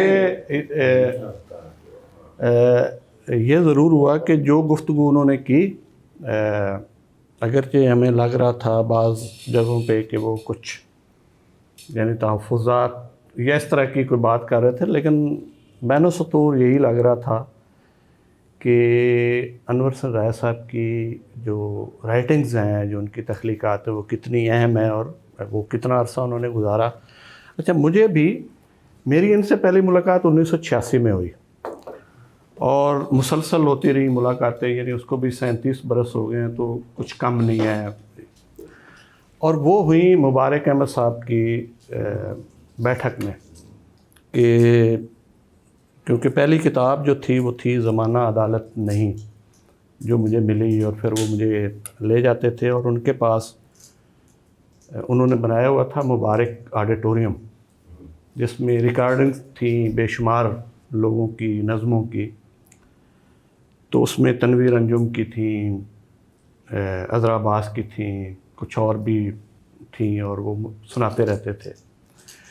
تو ایک دفعہ انہوں نے مجھے یعنی یہ پرانی انارکلی میں ایک اس وقت بہت زیادہ ریسٹورنٹ ہوتے تھے, چائے خانے ہوتے تھے, تو ہم وہاں بیٹھے رہتے تھے. تو وہاں بیٹھے بیٹھے انہوں نے کہا آج میں آپ کو ایک اور نظم سناتا ہوں جو میں وہاں یعنی آپ کو ریکارڈ تو نہیں تھی لیکن ویسے میں سناتا ہوں. تو وہ انور حسین رائے کی نظم تھی. تو میں نے پھر ان سے ایک ایسا سوال کیا جو مجھے بہرحال نہیں کرنا چاہیے تھا, اور وہ بڑے عرصہ تک پھر مجھ سے ناراض بھی رہے. اس کے بعد یہ ہوا کہ میں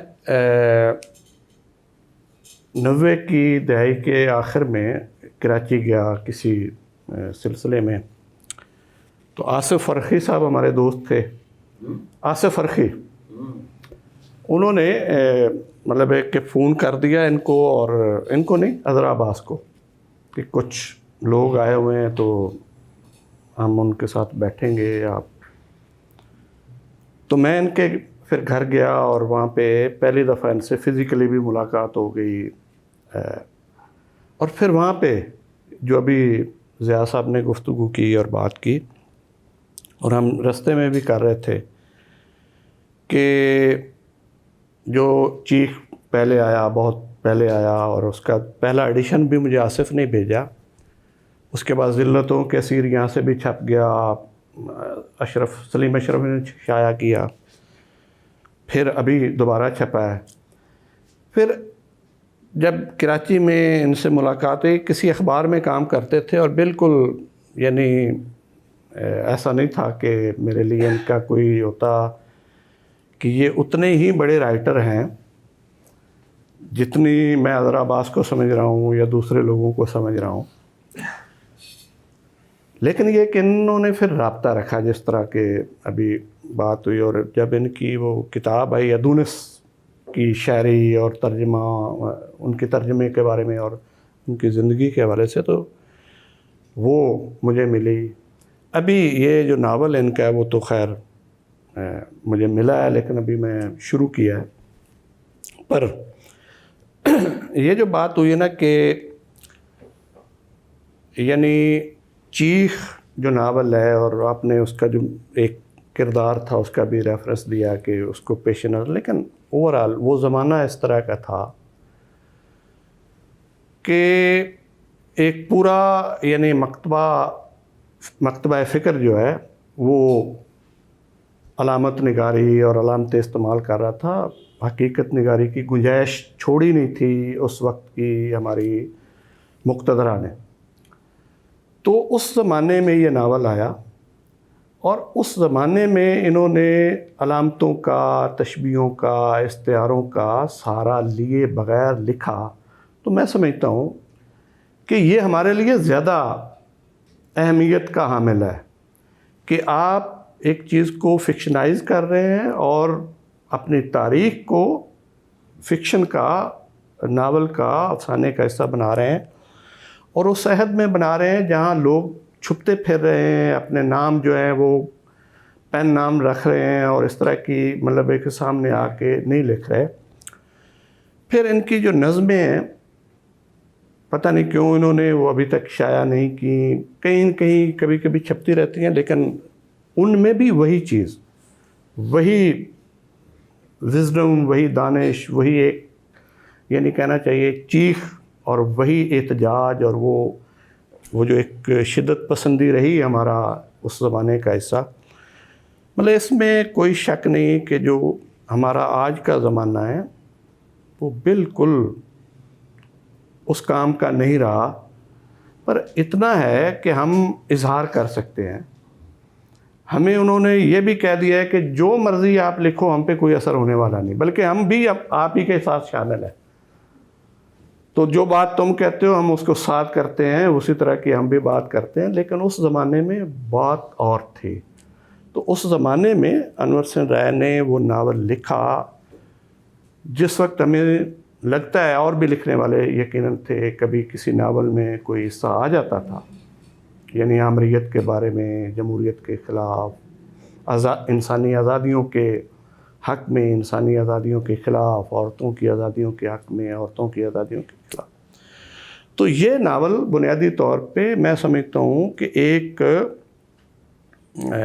اس کی کئی اہمیتیں ہیں، کئی حیثیتیں ہیں، کئی اس کی اہمیت کئی حوالوں سے ہے۔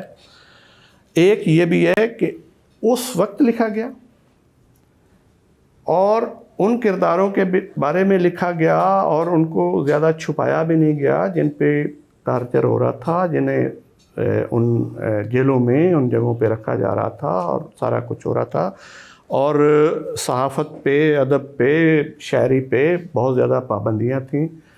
تو میرا خیال ہے کہ آج کی جو یہ ایک ہمارے لیے تو خیر غنیمت تھی کہ آپ کا اتنا بڑا ساتھ تھا اور آپ نے اتنی تفصیلی گفتگو کی کہ کم از کم ہمارے ذہنوں میں یہ چیز آئی ہے کہ ہمیں میں نے بھی لیٹ 90 میں وہ ناول جب مجھے بھیجا آصف نے تو میں نے وہ اسی وقت پڑھ لیا، اور پہلا ایڈیشن تھا، بڑا خوبصورت طریقے سے چھپا ہوا تھا۔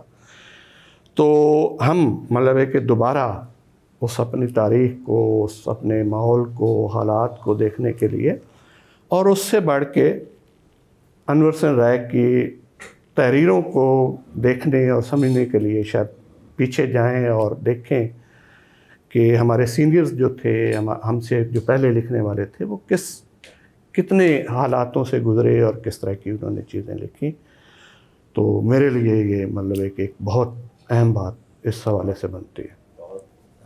سب سے پہلے تو آپ کا بہت شکریہ فرح صاحبہ، آپ نے مجھے یہ دعوت دی۔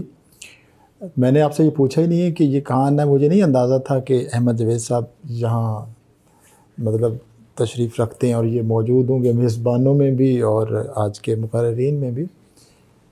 تو میرا خیال ہے میں تو انور حسین رائے صاحب کا اور آپ کا جو حکم تھا یہ دو سن کے آ گیا، تو لیکن یہ مجھے بے حد خوشگوار حیرت ہوئی کہ احمد جاوید صاحب سے ان کی زیارت بھی ہو گئی، ملاقات بھی ہو گئی، اور جو آپ نے گفتگو کی میرا خیال ہے اگر میں تھکا ہوا نہ ہوتا، کیونکہ میں پچھلے 2.25 گھنٹے سے بیٹھا ہوں اور میرے کوئی صحت کے مسائل کی جس میں زیادہ دیر نہیں بیٹھ سکتا، تو میں اس گفتگو پہ کافی لمبی بات کرنا چاہتا جو احمد جاوید صاحب نے اتنی اہم اور اتنی گہری اور اتنی بصیرت افروز باتیں جو کی ہیں جو آرٹ سے متعلق ہیں، اور خاص طور پر انہوں نے جس طرح آرٹ کو، یعنی ادب کی جو ایک اعلیٰ ترین شکل ہے، یا جو انسانوں نے چیزیں جو خلق کی ہیں دنیا میں آ کر،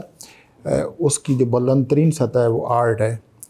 تو جس طرح احمد جاوید صاحب نے اس کو ڈیفائن کیا ہے انور حسین رائے صاحب پہ بات کرتے ہوئے، وہ بہت غیر معمولی ہے، اور اس میں جو یہ تصور ہے ڈیٹیچمنٹ اینڈ اٹیچمنٹ، یا ڈیٹیچمنٹ along with انوالومنٹ یا ود ان انوالومنٹ، اور اس کو جس طرح المیہ کے ساتھ جوڑا ہے، یہ ہمارے خود میں سمجھتا ہوں اردو ادب میں اس تصور کو بہت زیادہ عام کرنے کی ضرورت ہے، تاکہ ہم جو بہت کاٹ کباڑ ہے تحریروں کا اور اتنا زیادہ ہے، اس سے اس کے بوجھ سے، اس کے بارے گراں سے ایک آزادی پا لیں، اور ہم صرف وہ جو بہترین چیزیں ہیں وہ رکھیں۔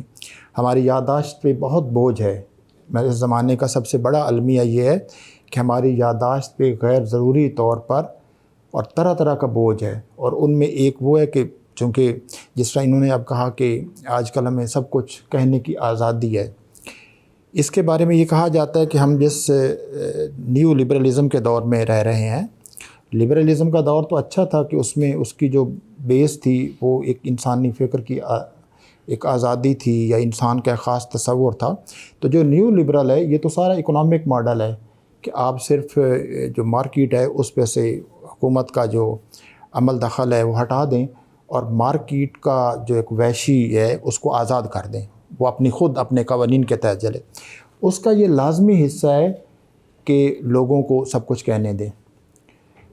تو میں نے ایک جگہ کہا بھی تھا، میں نے کہا جی جو ماڈرن پیریڈ تھا اس میں تھا کہ I think therefore I am, یہ تھا، اس میں انسان تھا، مطلب ایک ٹوائلٹ ہی تھی وہ۔ احمد جاوید صاحب بہت اس پہ گفتگو بھی کر چکے ہیں۔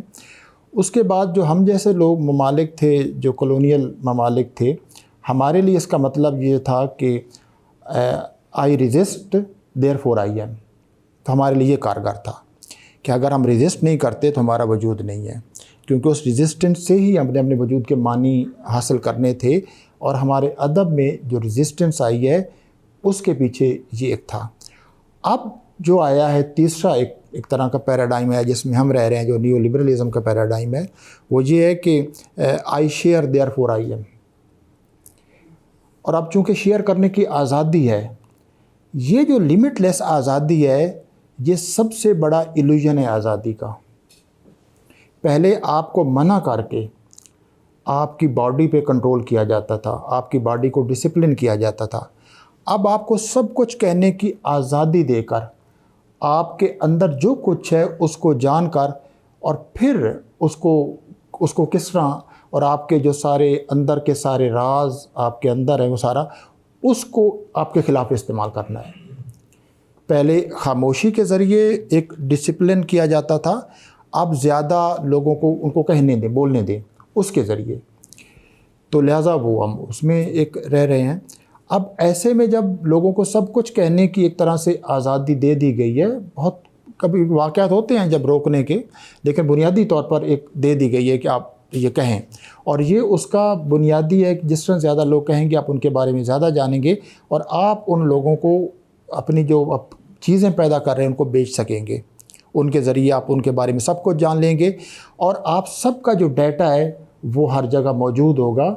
एक तरह का जो मुनकर नकीर वाला था वो आप मतलब उनका मौजूद है, जो आर्टिफिशियल इंटेलिजेंस है जो एक एक चीज़ आपको नोट कर रही है और उसको पता है कि फिर आपको कहाँ रोकना है कहाँ नहीं रोकना, आपको क्या चीज़ देनी है क्या नहीं देनी, और सारी जो डिसीजन की ताकत है अब वो उसके पास है, आपके पास नहीं है।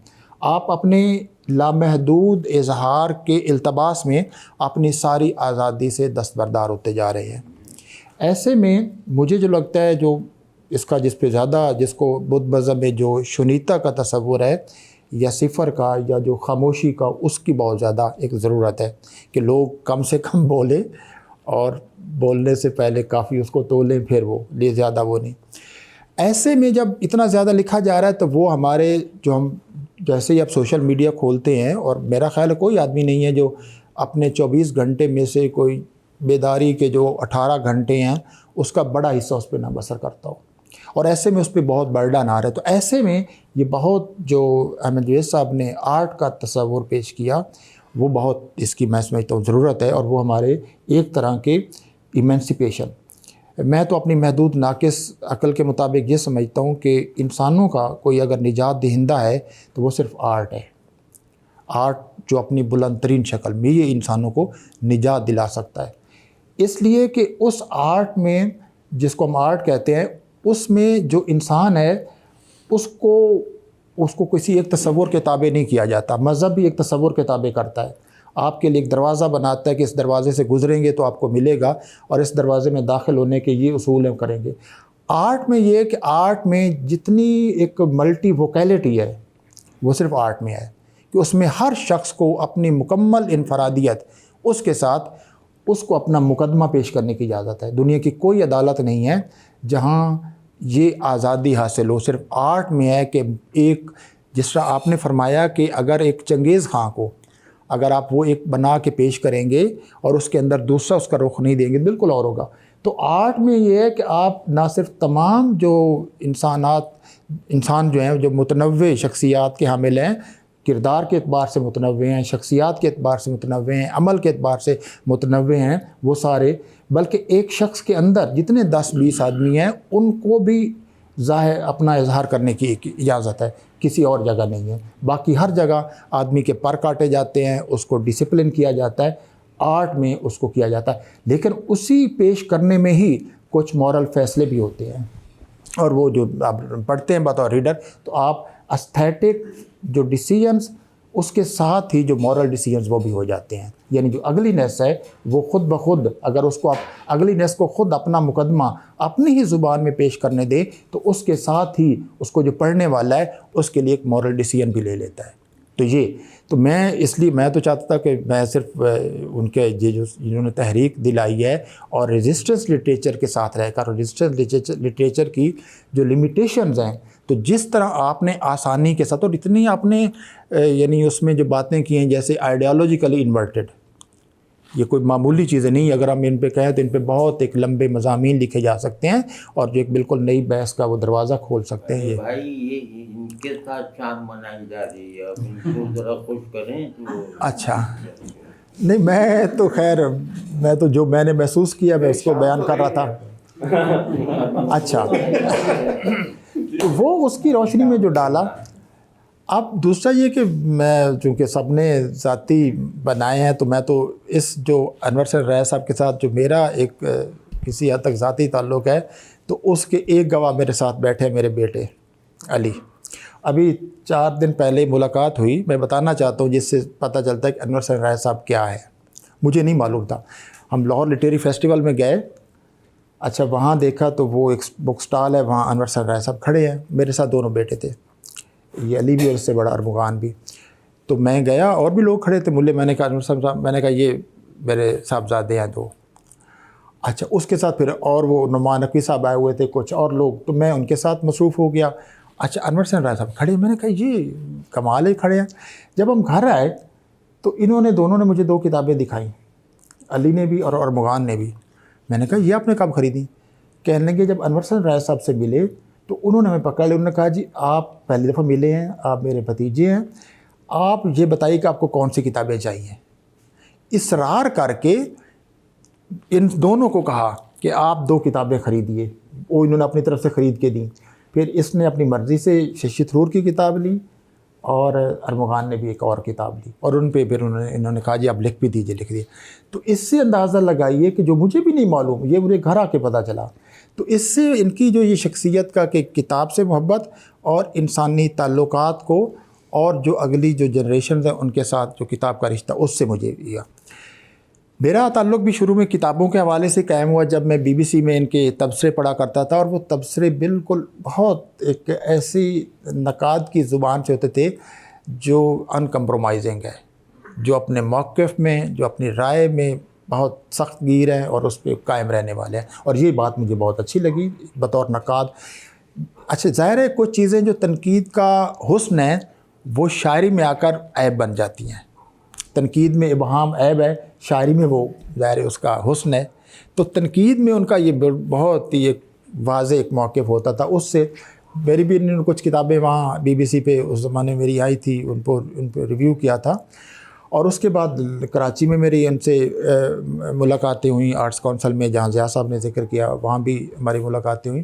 اور میں نے ان کے پھر سارا وہ ناول چیخ بھی پڑھا. چیخ میں بات اس لیے نہیں کروں گا سارے کا، صرف ایک پہلو بات کروں گا. مجھے جو اس ناول چیخ کا سب سے اہم پہلو لگا تھا وہ نہ تو تشدد لگا تھا اور نہ ہی وہ ساری جو ایک، چونکہ وہ ناول جو سارا ماڈرن بڑا لٹریچر ہے وہ یا تو ٹریجڈی پر مبنی ہے یا اس کو ہم اصطلاح میں کہتے ہیں ڈسٹوپیا. تو ہمارا چونکہ جو زمانہ ہے وہ یوٹوپیا کی شکست کا زمانہ ہے. جو ماڈرن سارا پیریڈ ہے، جو پری ماڈرن پیریڈ تھا وہ یوٹوپین کے لیے تھا، اس سے وہ بہت obsession تھا اس کا. جو ماڈرن پیریڈ ہے وہ بالکل اس یوٹوپیا کو اندر سے دیکھنے کے بعد اس کے اندر سے جو ڈسٹوپیا نکلتا ہے اس کا ہے. تو ان کا ناول بھی وہ ڈسٹوپیا تھا. اس میں جو مجھے سب سے زیادہ اچھی لگتی ہے کہ ایک آدمی جس نے آپ نے بالکل صحیح کہا کہ وہ اس کا جو ماڈل ہے وہ حسن ناصر ہے. حسن ناصر بے بھی لاہور کے قلعے میں اسی طرح کا ہوا. میرا خیال ہے لاشعوری طور پر شاید ان کے ہو سکتا ہے، یا اگر نہیں بھی تھا تو ایک ہمارے سامنے باہر تاریخی طور پر حقیقی مثال موجود ہے. مجھے اس میں یہ لگا تھا کہ وہ تشدد کے سلسلے میں اس کردار کا رد عمل کیا تھا. میں نے اس سارے ناول کو اس لائن سے پڑھا کہ وہ اس تشدد کو محسوس کیسے کرتا ہے، اس تشدد کو پرسیو کیسے کرتا ہے، اس کو ڈیکوڈ کیسے کرتا ہے، اس کا سامنا کیسے کرتا ہے، اس کو قبول کہاں کرتا ہے، ریجیکٹ کہاں کرتا ہے. تو مجھے تو اس کا وہ سب سے پہلو، اور میرا خیال اس ناول کا جو ضیاء صاحب کہتے ہیں کہ انسانی وجود کا، یہ بڑی اہم بات ہے. اس میں اگر اس زاویے سے پڑھا جائے تو اس میں وہ دکھاتے ہیں کہ ایک انسانی وجود تشدد سے جب اس کا سامنا ہوتا ہے تو اس وجود کی لمیٹیشنز کیا ہیں اور اس کا وہ کہاں کہاں جا سکتا ہے. اور اس میں دکھایا گیا ہے کہ وہ متبادل تشدد کے باوجود وہ ایک وقت آتا ہے جب اس کے لیے تشدد معمول بن جاتا ہے. یعنی اس کے اندر ایک ایسی طاقت پیدا ہو جاتی ہے اس کو ایکسیپٹ کرنے کے بعد. کیونکہ ظاہر ہے آپ اچھی طرح جانتے ہیں جب آپ ڈارکنیس کو ایکسیپٹ کر لیتے ہیں، ایک تاریکی سمجھ لیتے ہیں اور اس کو اس میں انٹروین کیے بغیر، اس میں اس پہ معنی مسلط کیے بغیر، ڈارکنیس جیسی ہے اپنے آپ میں اس کو قبول کر لیتے ہیں تو وہ ڈارکنیس نہیں رہ جاتی، وہ آپ کے لیے وہ ایک اور چیز بن جاتی. تو اس میں بھی تشدد کو جب وہ قبول کر لیتے ہیں تو وہ بالکل اور طرح کا. مجھے اس ناول کا سب سے اہم پہلو یہ لگا تھا، اور اس میں جو امکانات دکھائے گئے ہیں وہ اسی انسانی ایگزسٹنس کے امکانات ہیں کہ وہ تشدد کے سلسلے میں کیسے. تو لہٰذا وہ ریزسٹنس کا بھی ہے، لیکن ریزسٹنس کے ساتھ جو وائلنس ہے، وائلنس کے ساتھ ہیومن باڈی، ہیومن مائنڈ اور ہیومن بینگ کیسے نیگوشیٹ کرتی ہے، میرے نزدیک اس کا یہ سب سے اس کا اہم پہلو تھا.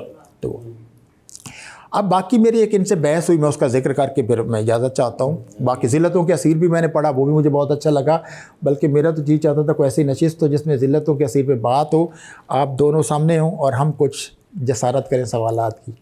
لیکن وہ ظاہر ہے کبھی کسی اور، وہ بھی مجھے اس کردار بہت اچھا لگا، تو اس پہ ظاہر ہے بہت اور بھی باتیں ہوئیں. اور ابھی جو ریس سمادھی آیا، یہ بھی جو میں بات کہنا چاہتا ہوں وہ ہے ترجمے کے حوالے سے. جب محمود درویش کے ترجمے کر رہے تھے، ایدونس اور محمود درویش کے جو جغرافیے کے ماتوب کے عنوان سے وہ کتاب چھپی ہے، تو مجھے انور صاحب نے حکم دیا کہ آپ اس کا پیش لفظ لکھیے. اب مجھے جو برا بلا سمجھ آیا، خیر وہ میں نے بہت ڈیٹیل سے لکھا، وہ 20-25 صفحے کا پیش لفظ لکھا. اس پہ میرے ان ساتھ ڈسکشن میں کہنے لگے کہ آپ نے ان کو محمود درویش کی نظمیں نہیں سمجھنا. میں نے کہا تو کس کی سمجھے؟ انہوں نے کہا جی میری سمجھے. میں نے کہا آپ کی ٹھیک ہے، لیکن ان کی دلیل جو تھی نا وہ بہت ایک اہم ہے. ان کا موقف یہ تھا کہ جو ترجمہ ہے that is an impossible task, اور خاص طور پر شاعری میں ترجمہ ممکن ہی نہیں ہے. آپ جب ترجمہ کرتے ہیں، وہ کہتے ہیں اگر یہ ترجمے پڑھیں گے اور اس میں محمود درویش اپنی جو اصل اس کی آئی ہے وہ نہیں آئے گا، جو بھی آئے گا وہ تو انور سین رائے کا کیا ہوا آئے گا. لہٰذا وہ، اور وہ کہتے تھے کہ لہٰذا اس کو آپ مطلب اب بھی، بلکہ ریس سمادھی کے دیباچے میں کا آخری لائن آپ نے یہی لکھی ہے کہ یہ آپ اس کو اس کا پڑھیے، یا اس کو اگر میرا قبول نہیں ہے تو اس کا پڑھیے. لیکن اس میں بھی یہ ان کی رائے موجود ہے کہ جو ترجمہ جب کرتے ہیں تو وہ ترجمہ کرنے والے کا ہے، وہ اس سے بہت یہ ترجمہ اپنی اصل سے ہٹ جاتا ہے. اب ظاہر ہے اس پہ خیر اس پہ میں نے لمبی بحث کی ہے کہ جو ترجمے میں ایک سورس ٹیکسٹ ہے اور ترجمے کے بعد جو ٹارگیٹ ٹیکسٹ آتا ہے، اس کا جو آپس کا جو ریلیشن ہے وہ کیا ہوتا ہے، اور اس ریلیشن کو ظاہر مختلف مترجمین مختلف طرح سے ایکسپلور کرتے ہیں. کسی کے لیے وہ ہو جاتا ہے اور کسی کے لیے نہیں. تو بہرحال ان کے ترجمے کے سلسلے میں بڑے اسی طرح کے ایک محکم قسم کے خیالات ہیں، اور جن پہ وہ بالکل کوئی کمپرومائز نہیں کرتی، اور اس پہ کوئی واقعی جو آپ نے درست کہا، آپ دلائل بھی دے تو کہتے ہیں نہیں میرے پاس دلائل ہیں، وہ بالکل اس پہ وہ نہیں. آپ ان سے یعنی جو مکالمہ ہے وہ کرنا مشکل ہوتا ہے. وہ اپنی رائے ہو سکتا ہے انہوں نے اتنی غور و فکر کیا اتنا عرصہ رائے اس پہ وہ قائم رہتے ہیں. تو یہ ان سے ایک میری وہ لمبی چلتی رہی، وہ اس پہ بہرحال وہ قائم ہے. لیکن میں سمجھتا ہوں کہ ترجمہ لیکن وہ ترجمے جتنے محنت سے کیے گئے ہیں، اس میں کوئی شک نہیں کہ جو ترجمے انہوں نے کیے ہیں، خواہ وہ نثر کے کیے ہیں، شاعری کے کیے ہیں، وہ انہوں نے سخت محنت سے کیے ہیں، اور وہ ترجمے بہت معیاری ترجمے ہیں، وہ معمولی ترجمے نہیں ہیں. تو ان میں ظاہر ہے، اور خود شاعری بھی ان کی میں وہ پڑھتا رہا ہوں، اس میں خاص طور پر جو آصف فرخی صاحب کا دنیا ذات تھا، اس میں افسانے بھی لکھے ہیں، افسانے مطلب کم لکھے ہیں کی ہیں، اور افسانوں کے ترجمے بھی انہوں نے کیے. تو میرے لیے تو بہرحال یہ بہت خوشی کی بات تھی، اور کہ ان کے بارے میں کچھ بھی عرض کرنا. اب چونکہ وقت زیادہ ہو گیا، لہٰذا میں کیونکہ یہ بہت اچھا ہو گیا، یہ تقریباً لاکھ شکر ہے کہ اچھی ہو گئی. تو لاہور میں سب سے اچھی تمہارے اعزاز میں تقریب. بہرحال بہت شکریہ آپ کا. میں بس اتنی معروضات پیش کرنا چاہتا ہوں. تو آج وہ جو انور سین رائے کے ساتھ ہم نے کچھ وقت گزارا، وہ امید ہے کہ ہم سب لوگوں کے لیے یادگار رہے گا. اور یہ بہت میرے لیے تو برسوں بعد کوئی ایسی ادبی تقریب ہوئی ہے یا جس میں دل لگا ہے. تو یہ ان کا بھی بہت شکریہ. یہ مطلب تکلیف میں ہیں، اور اس کے باوجود مطلب یہ کئی تقریبات بھگتا کر آئے، اور ظاہر ہے یہ محبت کی بات ہے. تو اب یہ ان کا تاثر بھی لے لیتے ہیں کہ یہ انہوں نے کیا محسوس کیا. ہم تو بہت مطمئن ہو گئے اب انہوں نے جو محسوس کیا وہ بتائیں. تفصیل سے بتائیں نا, آپ کا مختصر بات کرتے ہیں نا. ہاں ان سے بات ہوتی نہیں تو مختصر نہیں یہ بول تھوڑی. میں تو یہی کہوں گا کہ میری طرف سے سب لوگوں کے لیے شاید یہ کیونکہ بہت رسمی قسم کی تقریب نہیں تھی, اور لیکن غیر رسمی بھی غیر رسمی تو نہیں رہتی. اس میں ضرور ایسے باتیں آ جاتی ہیں جس میں ان کا اظہار کی گنجائش نہیں ہوتی, اور ہوتی بھی ہے تو اس انداز سے وہ بیان ہوتی ہیں کہ ان کی معنویت اپنے اصل تناظر سے کہیں دور اپنا مقام بناتی ہے.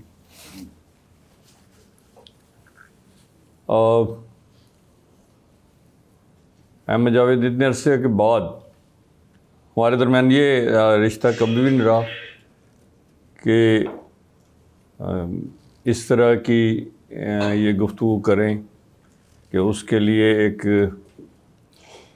نظری محکمہ جو ہے وہ قائم کرنے کی کوشش کریں اور اس کو یہ شکل دیں. شکایتیں اب میرے ساتھ مسئلہ یہ ہے کہ سب سے زیادہ شکایتیں اگر مجھ سے کسی کو رہی ہیں تو احمد جاوید کو رہی ہیں. باقی لوگ تو کہتے بھی نہیں. یہ تو برملا اس وقت بھی کہہ لیتے تھے اور اب بھی کہہ سکتے ہیں, اور جبکہ میں اپنے تمام دوستوں کے لیے یہ بات درست ہے کہ میں ہر طرح کی بات سننے کے لیے ہر وقت تیار رہتا ہوں, اور میں کسی بھی بات کو غلط بات کے طور پر شاید اب نہیں سنتا. پہلے کبھی ہوگا, بہت سارا جو ہمارا لڑکپن کا دور تھا اور نوجوانی کا دور تھا اور زیادہ کم علمی کا دور تھا, اب نسبتاً کم علمی کا دور ہے, تو اس میں ضرور بہت جلدی بد ہضمی ہوتی تھی اور بہت جلدی وہ جو ہے چیزیں فیصلہ کن شکل اختیار کرتی تھیں, یا اس وقت پتہ ہی نہیں تھا, بس تصور قائم کر لیتے تھے, تو رد عمل بھی اسی لیے پیدا ہوتا تھا. اب کیونکہ تھوڑا بہت یہ پتہ چل گیا ہے کہ ہمیں جو کچھ بھی معلوم ہوتا ہے وہ انتہائی کم ہوتا ہے, تو اب کسی بھی بات کے بارے میں یا کسی بھی عمل کے بارے میں کم از کم میں تو سمجھتا ہوں کہ اسے ایک التوا میں رکھنا چاہیے, اسے وقت دینا چاہیے, اپنے آپ کو وقت دینا چاہیے. تو یہ ساری باتیں میرے لیے تو بالکل ایسی ہیں جیسے میں کسی اور کے بارے میں باتیں سن رہا تھا. میرا اپنے بارے میں اس طرح کوئی رائے نہیں ہے, مجھے کسی بڑائی کا دعویٰ نہیں ہے, اور جو پہلے کبھی رہا تھا وہ بھی اب سارا نشہ اترتا جا رہا ہے بتدریج. تو میرے خیال میں ٹھیک ہے. میں نے ابھی یہاں کئی اور تقریبوں میں کہا ہے کہ ایک دفعہ پھر آپ کے میرے خیال یونیورسٹی کی تقریب میں نے کہا کہ میں ان کی باتیں سنتا ہوں تو مجھے لگتا ہے کہ ایک دفعہ میں پھر پیدا ہوں, پھر درسگاہوں میں داخلہ لوں تو شاید میں اب بہتر طالب علم ثابت ہو سکوں, اور یہی میری خواہش ہے. جتنا اب تک معلوم ہے یہی لگتا ہے.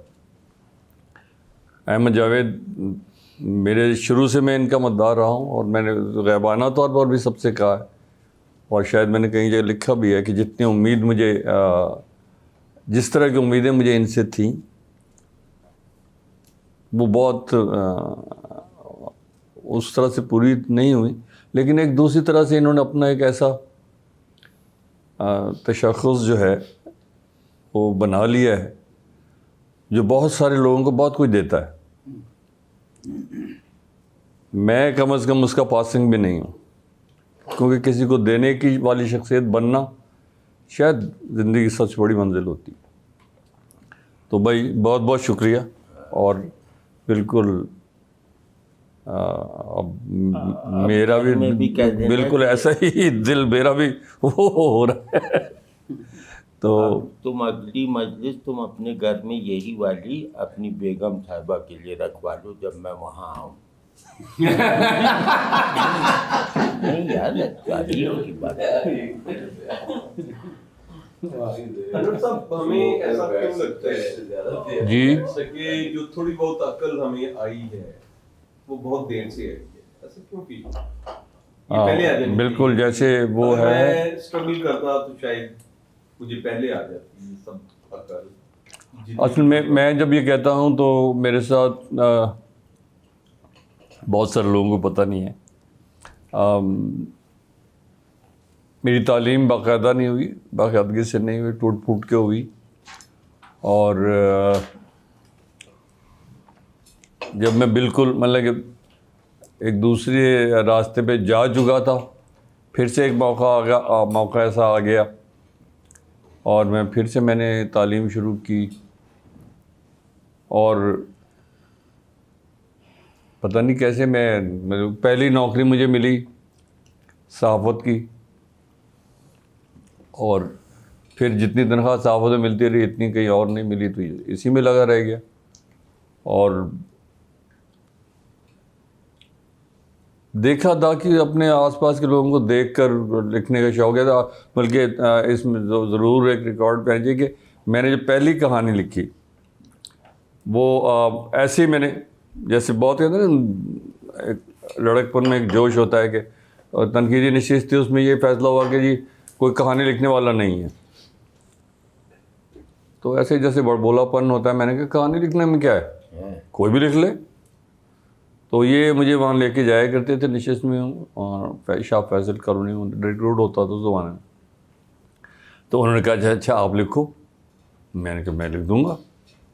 اور اس وقت تک میں نے کوئی کہانی نہیں لکھی تھی. تو میں نے بالکل آخری دن جو ہے ایک دن پہلے ان سے کہا کہ یار میں کہانی لکھ نہیں سکا, میں ایسا کرتا ہوں میں کہانی بولتا ہوں آپ لکھ دو. تو انہوں نے اس سے کچھ معاوضہ طے کیا, اور اس معاوضے پہ انہوں نے, ان کی ہینڈ رائٹنگ تو بہت اچھی تھی, اس میں نے ان لکھوائی کہانی وہ انہوں نے لکھی, اور وہ میں نے جا کے وہاں پڑھی. اور اس پہ جو رد عمل آیا وہ خاصا حوصلہ افزا تھا, کیونکہ سب نے کہا کہ یہ کہانی میری ہو ہی نہیں سکتی. بہت تعریف ہوئی تھی اور بہت زیادہ وہ جو ایک دم جیسے ایک اپلفٹ مل گیا تھا. تو اس سے پھر یہ ہوا. لیکن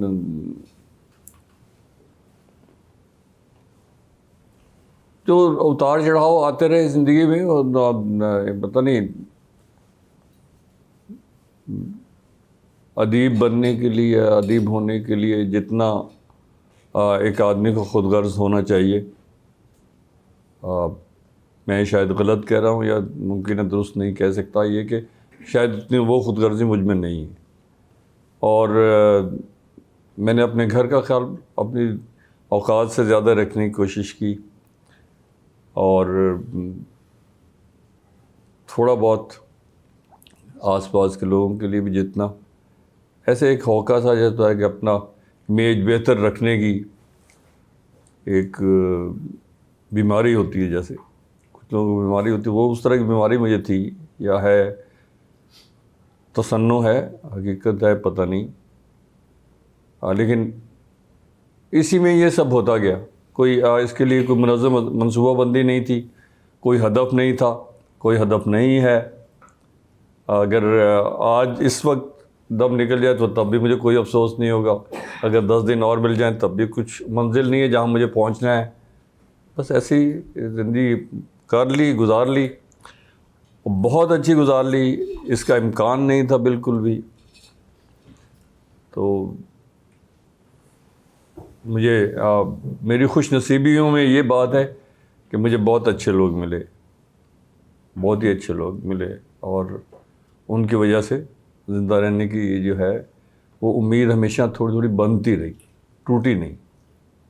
اس لیے میں آج آپ کے درمیان.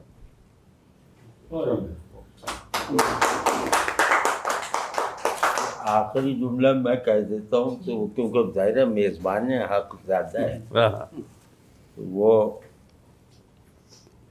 انہوں نے کوئی ایسا کام نہیں چنا جہاں مد مقابل کا امکان بھی ہو. اور حتیٰ کہ عشق بھی انہوں نے ایسی جگہ کیا جہاں رقیبوں کا امکان ہی نہیں. یہ تو آپ نے انہوں نے کیا تھا، انہوں نے کیا. نہیں انہوں نے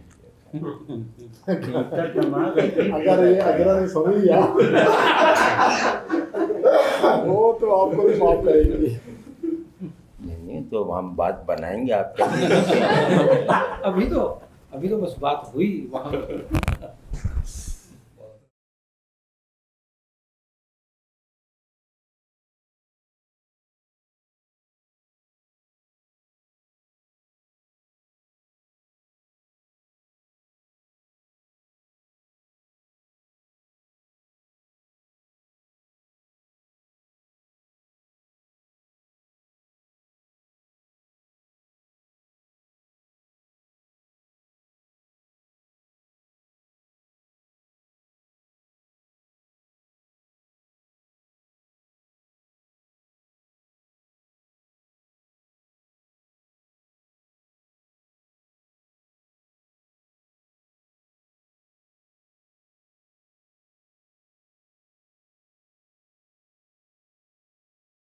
کہ مصیبتیں اتنی بڑی کہ بس ان کا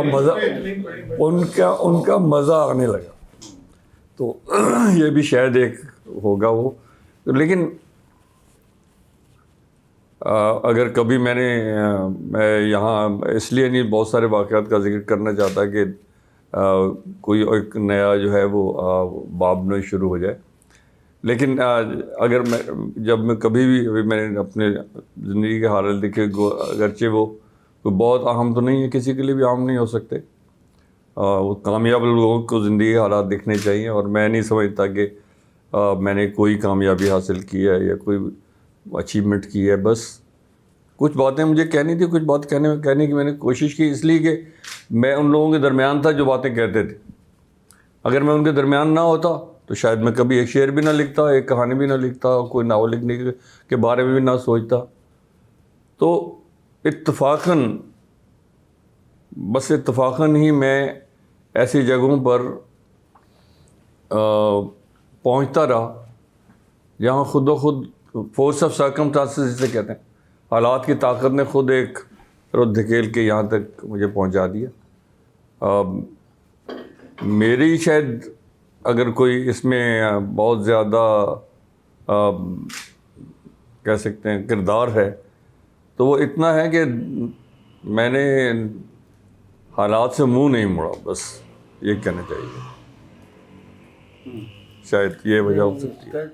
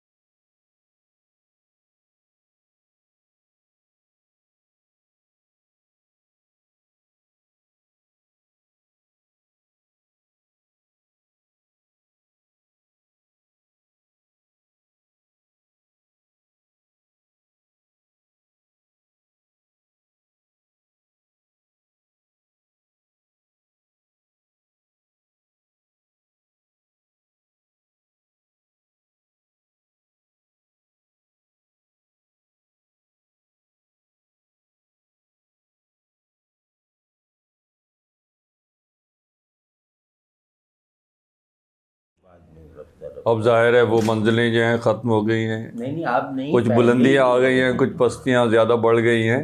لیکن جیسے آپ دیکھیں کوئی آپ ایسے پتھر دیکھیں جن کے غیر معمولی شیپ بنے ہو جاتے ہیں، کچھ بالکل گول ہوتے ہیں، حیرت انگیز طور پر بالکل ایسے جیسے کسی نے بہت بڑے مجسمہ ساز نے بڑی مہارت سے انہیں وہ شکل دی ہو، لیکن وہ مجسمہ ساز کے ہاتھوں سے نہیں ہوتے. وہ پتہ نہیں کہاں سے گزرتے ہیں، کیسی رگڑ سہتے ہیں، کتنا دباؤ برداشت کرتے ہیں، کیا کرتے ہیں، اس کے نتیجے میں ان کی وہ شکل بنتی ہے اور اس میں ان کا کوئی کردار نہیں ہوتا. تو آپ کہہ سکتے ہیں کہ میں اس کی ایک مثال ہوں. That's it.